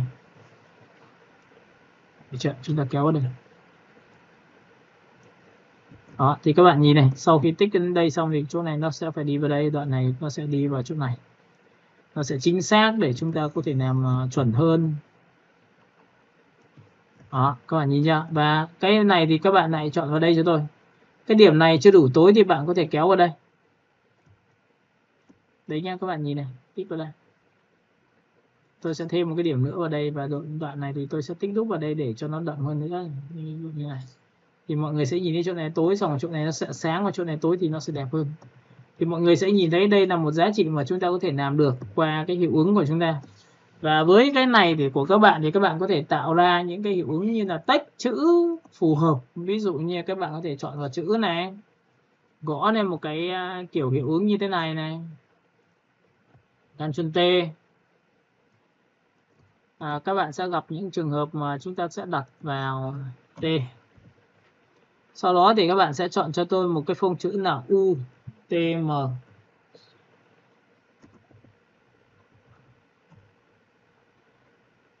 Rồi, sau khi đã chọn xong thì mọi người hãy quét qua, chỉ lấy một đoạn chữ thôi. Và đoạn chữ này cũng có thể là theo ý đồ của chúng ta. Chúng ta có thể chọn là trong hay ngoài hay cái gì đó tùy các bạn nhé. Các bạn nhìn chưa? Text chữ thì các bạn biết rồi là chúng ta sẽ chọn một cái màu trắng để cho nó có thể rõ lên. Và text chữ chúng ta nằm ở đâu. Ví dụ có những trường hợp là nằm ở đây. Được chưa? Thì các bạn sẽ nhìn thấy là với những cái text chữ như này thì các bạn sẽ đi thêm một cái text chữ là bé, và cũng có thể là bên tay phải chúng ta sẽ là sản phẩm chẳng hạn. Thì tôi chưa nói, nhưng mà đây là chữ bé, và chữ này thì chúng ta sẽ đặt vào đây. Ctrl T để chúng ta phóng to.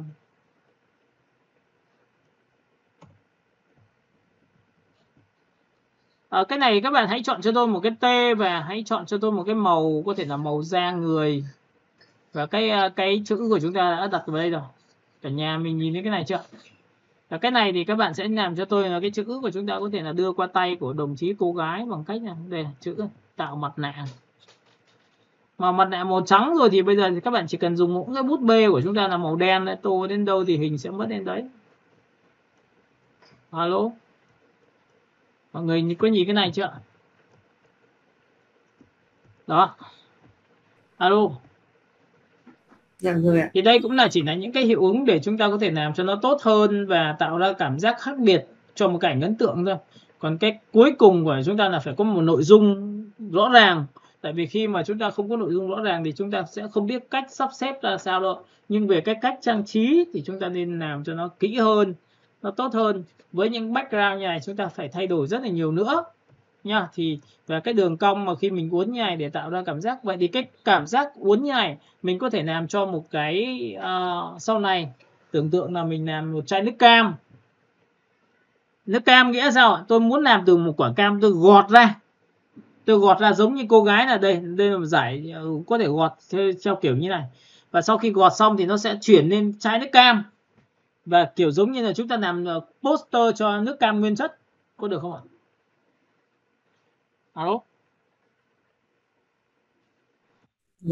Cái này cũng là hiệu ứng cho việc làm giày của các bạn, có thể là làm theo cách như này được. Đây các bạn nhìn này. Thực ra bỏ ra thì người ta chỉ có như này thôi. Nhưng ví dụ như người ta muốn trang trí thì người ta sẽ làm như này. Rồi có những người ta bảo là thầy ơi nhưng mà cái này em lại chưa thích cái này thì sao? Thì đây các bạn nhìn nhớ nhá. Tôi sẽ bỏ qua cái này. Tôi sẽ bỏ qua cái này. Do cái hiệu ứng của cái tay này các bạn nhìn chưa? Đây là cái tay của cô gái này. Tôi lại làm một cái thao tác là tôi sẽ dùng pen và tôi đồ lại cho các bạn xem. Đây ạ. Tôi sẽ đồ lại. Tại sao lại phải đồ lại cái này? Đây tôi sẽ cho các bạn xem. Tại vì cái mặt nạ nó rất là kinh khủng. Chúng ta sẽ chọn là pen. Tích vào đây một điểm. Tích vào đây một điểm. Tích vào đây một điểm. Tích vào đây một điểm.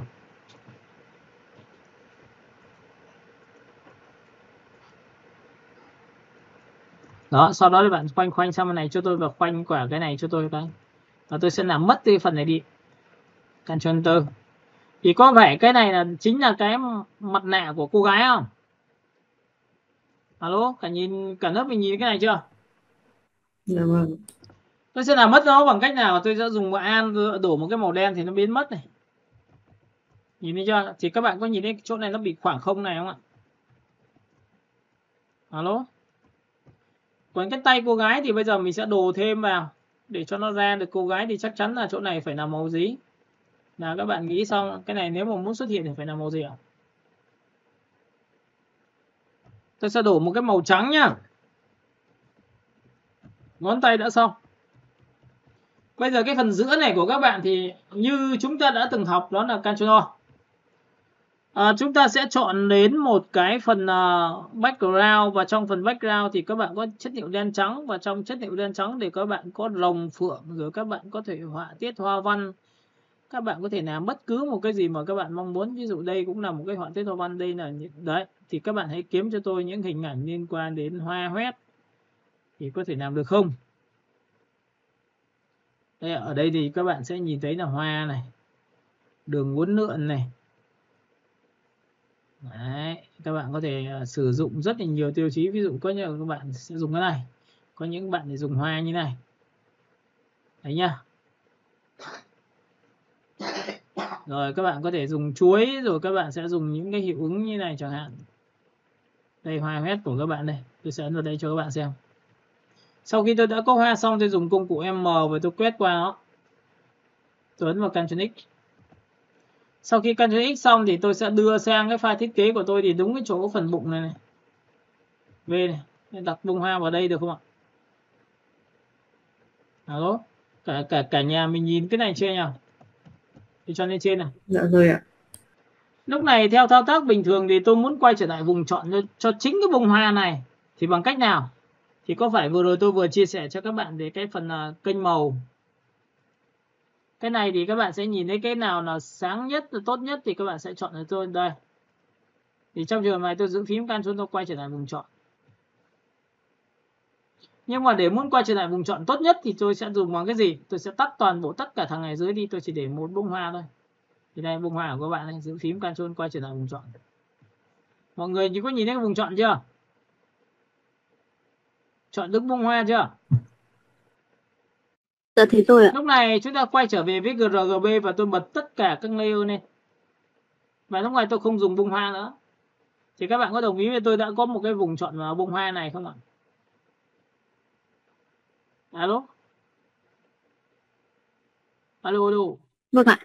Bây giờ tôi sẽ quay trở vào với mặt nạ của cô gái, bởi vì vừa rồi tôi chỉ tận dụng cái vùng chọn của bông hoa thôi. Tôi quay trở vào mặt nạ cô gái và tôi đổ cho nó một cái màu bằng màu trắng thì là hiện hình. Còn màu đen là sẽ là mất hình. Đây màu trắng đây, thì muốn đổ màu dưới thì dùng lệnh là Ctrl đen. Đây, ngược lại nhá. Thì chúng ta sẽ dùng lệnh gì? Chúng ta chọn vào Ctrl Shift Y đảo ngược lại. Thì đây, Ctrl đen cho các bạn xem nhé. Nó sẽ ra một cái phiên bản bông hoa của các bạn bên trong. Đây, Ctrl D cho các bạn xem. Mọi người có nhìn thấy cái này của tôi chưa nhỉ? Nào đó. Dạ thấy rồi ạ. Thấy chưa? Thì đây cũng là một cái hình thức để mà các bạn trang trí cho một cái ảnh của một cô gái nó có thể ấn tượng hơn, để sau này mình có thể làm. Bởi vì đây là phiên bản mà chúng ta tận dụng từ bông hoa thật, là cái ảnh thật này. Các bạn nhìn này chưa? Đấy nha, nó sẽ đi. Tại sao cái này? Bởi vì đây chính là mặt nạ của đối tượng của chúng ta, thì nó sẽ có cái này. Thì hôm nay thì các bạn sẽ mang hơi hướng của việc mặt nạ là thế nào để cho chúng ta sẽ biết được. Được chưa? Alo? Alo, alo? Alo, alo? Thế cho em hỏi là cái bông hoa thì cho vào mặt nạ xong là thì can chun đen thì nó lại ra màu vàng như áo cô gái à? Đúng rồi, đây nhá. Bình thường là nó sẽ như này. Không có cái gì cả. Được chưa? Thì có phải mặt nạ cô gái này là đang là nó bị thủng đoạn này không? Đây, thủng chưa? Bởi vì là mình bôi cái màu đen vào đúng vị trí này. Bây giờ nếu mà mình dùng bút B, mà mình dùng một cái màu trắng mình tô đến đâu thì có phải là sẽ làm sao? Cái phần này sẽ xuất hiện cái chính là ảnh cô gái luôn. Nhìn này. Bôi nhá. Mọi người nhìn thấy cái này chưa? Vâng, em hiểu rồi. Đấy. Nhưng bây giờ mình muốn dùng họa tiết hoa văn để mình làm cho cái ảnh của mình ấn tượng thì chắc chắn phải đi lấy cái hoa văn, đúng không? Cái này trông thế thôi, nhưng mà cái bút này nếu em chọn cái bút này nhá, đó, em thu nhỏ này này, em nhìn chưa, em thể vẽ như này được này, cũng cực kỳ ấn tượng luôn. Đó, có được không ạ? Mọi người nhìn thấy cái cách làm chưa? Dạ Nhưng mà vâng. bây giờ tận dụng là tại sao tôi lại kiếm được một cái, ví dụ năm này 5 con rồng chẳng hạn, Canchono, thì đây rồng đây, em kiếm một con rồng được không? Hay là em hết kiếm họa tiết hoa văn được không? Được chưa? Ở đây nó sẽ có rất nhiều những cái họa tiết bông hoa, chẳng hạn bông hoa này, thì bông hoa này có phải là đen trắng không ạ? Thì lúc này nhé, Ctrl E này, Ctrl C này, sang bên này thì Ctrl V, và lúc này thì phải đặt chính cái bông hoa nó nằm ở đúng vị trí này. Đấy, được chưa? Chúng ta sẽ ấn vào Ctrl T và phóng to ra và có thể xoay ra đặt như này được không ạ? Alo? Dạ vâng. Rồi, vậy thì sau khi đã được xong này thì cho nên trên tất cả làm thế nào để lấy được vùng chọn của chính bông hoa thì tất nhiên phải tắt mấy ông này đi chứ. Đúng chưa? Thì có phải ở đây nó sẽ có đen trắng này, ghi của cái vùng cái kênh màu này, thì mình thấy cái kênh nào là đậm nhất thì mình sẽ chọn, giữ phím gì Ctrl và tích vào ảnh thu nhỏ của kênh màu, thì có phải nó chọn bông hoa, chọn xuất sắc đúng không? Vâng. Rồi quay trở về RGB là ảnh, và lúc này chúng ta bật tất cả cái này lên, bật lên, nhưng mình lại không dùng lên năm nữa, lên năm chính là lên bông hoa là không dùng nữa, mà mục tiêu là cuối cùng là tạo ra cái vùng chọn này để làm gì? Để đổ màu vào trong cái mặt nạ. Mà đổ màu lúc này là có phải trong vùng chọn thành bông hoa không? Vậy thì có phải lúc này mình đổ cái màu trắng thì có phải là tự nhiên nó xuất hiện là cô gái là thay cho việc là vẽ bằng tay như vừa rồi ấy, thì bây giờ có thể là theo hình bông hoa không ạ? Nào, nhưng lúc này nó lại đang ra bên ngoài, chúng ta ấn vào Ctrl Shift Y là đảo ngược thành bên trong. Và bây giờ việc còn lại của chúng ta là tích thẳng vào đây và đổ màu trắng thì sẽ xuất hiện. Giữ An Delete là đổ màu phía trên. Đó, xong rồi đổ 2 lần và Ctrl D này nhìn. Đấy. Đây chính là cái ảnh của chúng ta đây. Alo, nhìn này chưa? Rồi, sau khi làm xong này thì cũng phải tự ý là chúng ta sẽ phải tô vào vị trí này, tô chỗ này này, thu nhỏ đầu bút lại, thu nhỏ đầu bút bằng 7 này, thấy chưa? Và tô dần này chỗ này để cho nó tự nhiên này. Đấy, có thể là như thế này. Chúng ta được quyền sáng tạo mà. Bởi vì khi mà chúng ta sáng tạo như này thì cái poster của các bạn sau này làm sẽ cực kỳ khác so với người khác nhá. Nhìn chưa? Để nó có đoạn là nó sẽ ăn vào con đoạn này để nó không bị cảm giác bị cắt nhá. Các bạn biết là cảm giác không bị cắt hình không ạ? Đây. Đấy, rồi. Sau đó từ đây của các bạn thì bạn sẽ uốn lượn đây, bạn vẽ này cho tôi. Đấy, trang trí của chúng ta nó sẽ như nhau, và cái này tôi sẽ nối liền xuống đây. Đó, cái này thì tôi sẽ nối liền xuống đây.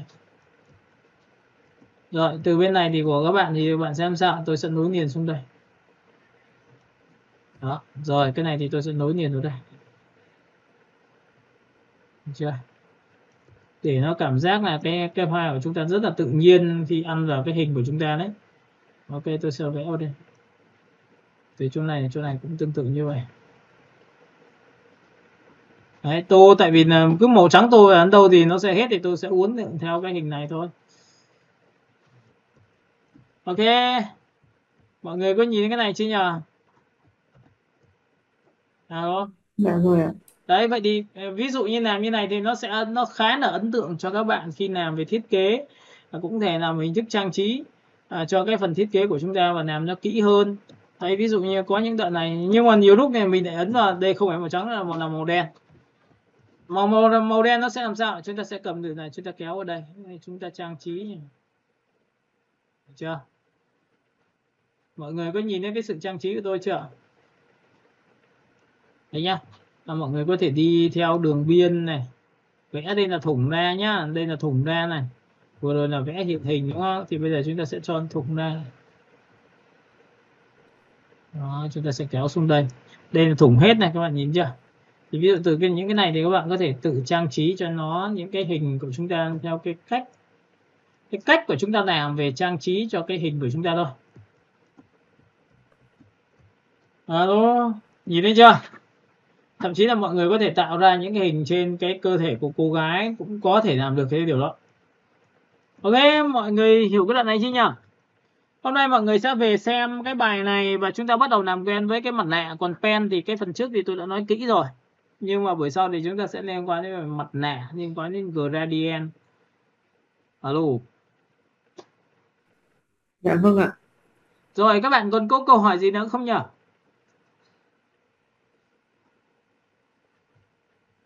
Alo, cả lớp mình ơi, cả lớp mình có câu hỏi gì không để mình giải đáp cho các bạn? Dạ không ạ. Hiểu về cái đoạn mặt nạ tại sao phải dùng họa tiết hoa văn chưa?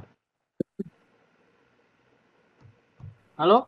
Dạ hiểu ạ. Dạ hiểu Nên ạ. là sau này khi mà tí nữa mình sẽ gửi cho các bạn tại sao lại phải có cái cánh, tại sao phải có đầu rồng, tại sao phải có những cái họa tiết hoa văn như này, nó đều có giá trị này.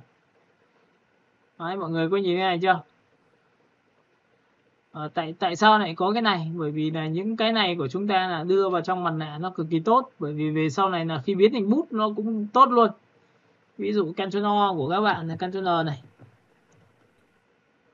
Bây giờ ví dụ bình thường thì chúng ta đánh một cái chữ và cái chữ đấy tôi muốn làm ra một cái chất liệu. Và nguyên tắc của chữ mà dùng chất liệu thì các bạn biết là hôm trước tôi vừa nói trên AI rồi là phải luôn luôn phải là chữ nét dày. Không dày không làm được. Thì các bạn sẽ chọn cho tôi một cái bút cái nét bút nó phải dày lên nha. Và sau khi đã có chữ bút rồi thì các bạn sẽ nhìn thấy tôi sẽ chọn vào một chữ ngắn thôi nhá. Ví dụ R như này. Được chưa? Phóng to này. Rồi, vậy thì có phải là cái ảnh của chúng ta chính là cái này không? Được nhưng mình nhỏ em ơi. Còn không? Được chưa? Ở đây tắt mới lại. Các bạn sẽ nhìn thấy là đây là một cái ảnh của chúng ta là màu trắng và nét đen, thì chúng ta có thể biến cái này trở thành bút rất là đơn giản bằng cách là Ctrl A, Ctrl C.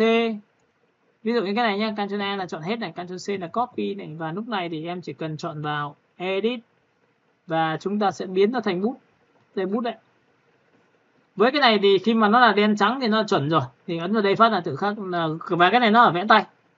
Mọi người nhìn thấy cái bút tôi chưa? Alo, cả nhà nhìn này chưa? Dạ thì rồi khi ạ. mà học tạo bút thì mình không phải tạo vất vả là phải đưa sang vùng chọn làm gì cả. Đây, được cái ông này thì chỉ cần tích muốn thẳng vào mặt nạ và làm mỗi cái thao tác là tích vào đây thôi. Tích vào đây thì có phải màu đen thì nó sẽ làm mất hình không? Tích vào đây cái thì chữ của chúng ta sẽ như nào?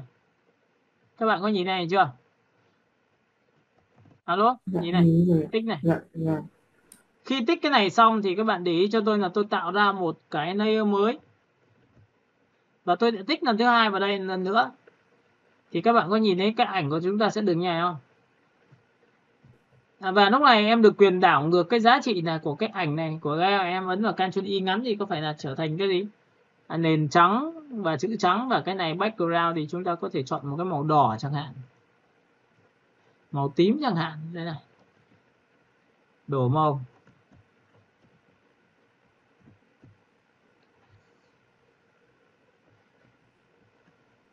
Đây chữ của chúng ta để tôi tắt bỏ cái này đi cho mọi người xem. Nhìn thấy chưa? Chữ của chúng ta như này. Vậy thì sau này khi mà cái ảnh của chúng ta khi mà đã có bút rồi thì các bạn có đồng ý với tôi là tôi đâu có cần phải sử dụng cái bông hoa này đâu. Đây này, em nhìn chưa? Chỗ này nhá, em không thích đúng không? Em có thể xóa nó đi bằng bút thường. Đây, bút thường của em là cái này. Và sau đó thì em chỉ cần em có bút tạo ra rồi thì em sẽ nhìn này. Đây là cái bút xóa của em là xóa này. Thu nhỏ đầu bút lại bằng giữ phím Alt kéo này. Đây có phải là xóa như này không? Thì có phải cô gái sẽ bị thủng đoạn giữa này không ạ? Alo? Dạ vâng. Thì lúc này nếu mà em có bút rồi, cái bút mà vừa tạo ra thì mình không cần phải quay trở lại vùng chọn của cái hình ấy nữa, mà chúng ta chỉ cần dùng đúng cái đầu bút mình tạo ra là xong. Đây là cái bút chúng ta vừa tạo ra đây. Đây. Thì lúc này có phải đây là cái này chắc chắn phải là màu trắng để hiện đây nhá. Thì chọn màu trắng. Ấn tích vào đây. Mọi người nhìn thấy cái trong bụng cô gái chưa? Dạ thế rồi ạ. Đấy, vậy thì sau này có hoa thì mình cũng làm như vậy. Có chữ thì mình cũng làm như vậy. Vậy thì khi mình tích nhiều vào đây thì có phải tay của chúng ta xuất hiện như dạng này không ạ? Nhìn này. Trông nó sẽ rất là đẹp. Thậm chí là mình có thể làm cả bông hoa của cả người của cô gái được không ạ? Ví dụ đổ màu đen, giữ can chôn đen, mất cô gái. Mọi người nhìn thấy mất cô gái chưa? Dạ thế Thì rồi ạ. bây Dạ giờ thấy bút rồi của ạ. chúng ta màu trắng thì chúng ta tích vào đây, mặt cô gái bắt đầu xuất hiện từ đây. Được chưa? Rồi, tích càng nhiều bên nào thì nó sẽ xuất hiện bên đấy. Vậy thì tôi có thể chọn như này, tích như này được không ạ? Và tích nhiều ở phần mặt cô gái một tí. Mọi người có nhìn thấy cái phần này của tôi tạo hình như này chưa? Vậy thì sau này bút của chúng ta có thể nào hoa hồng được không các bạn? Alo?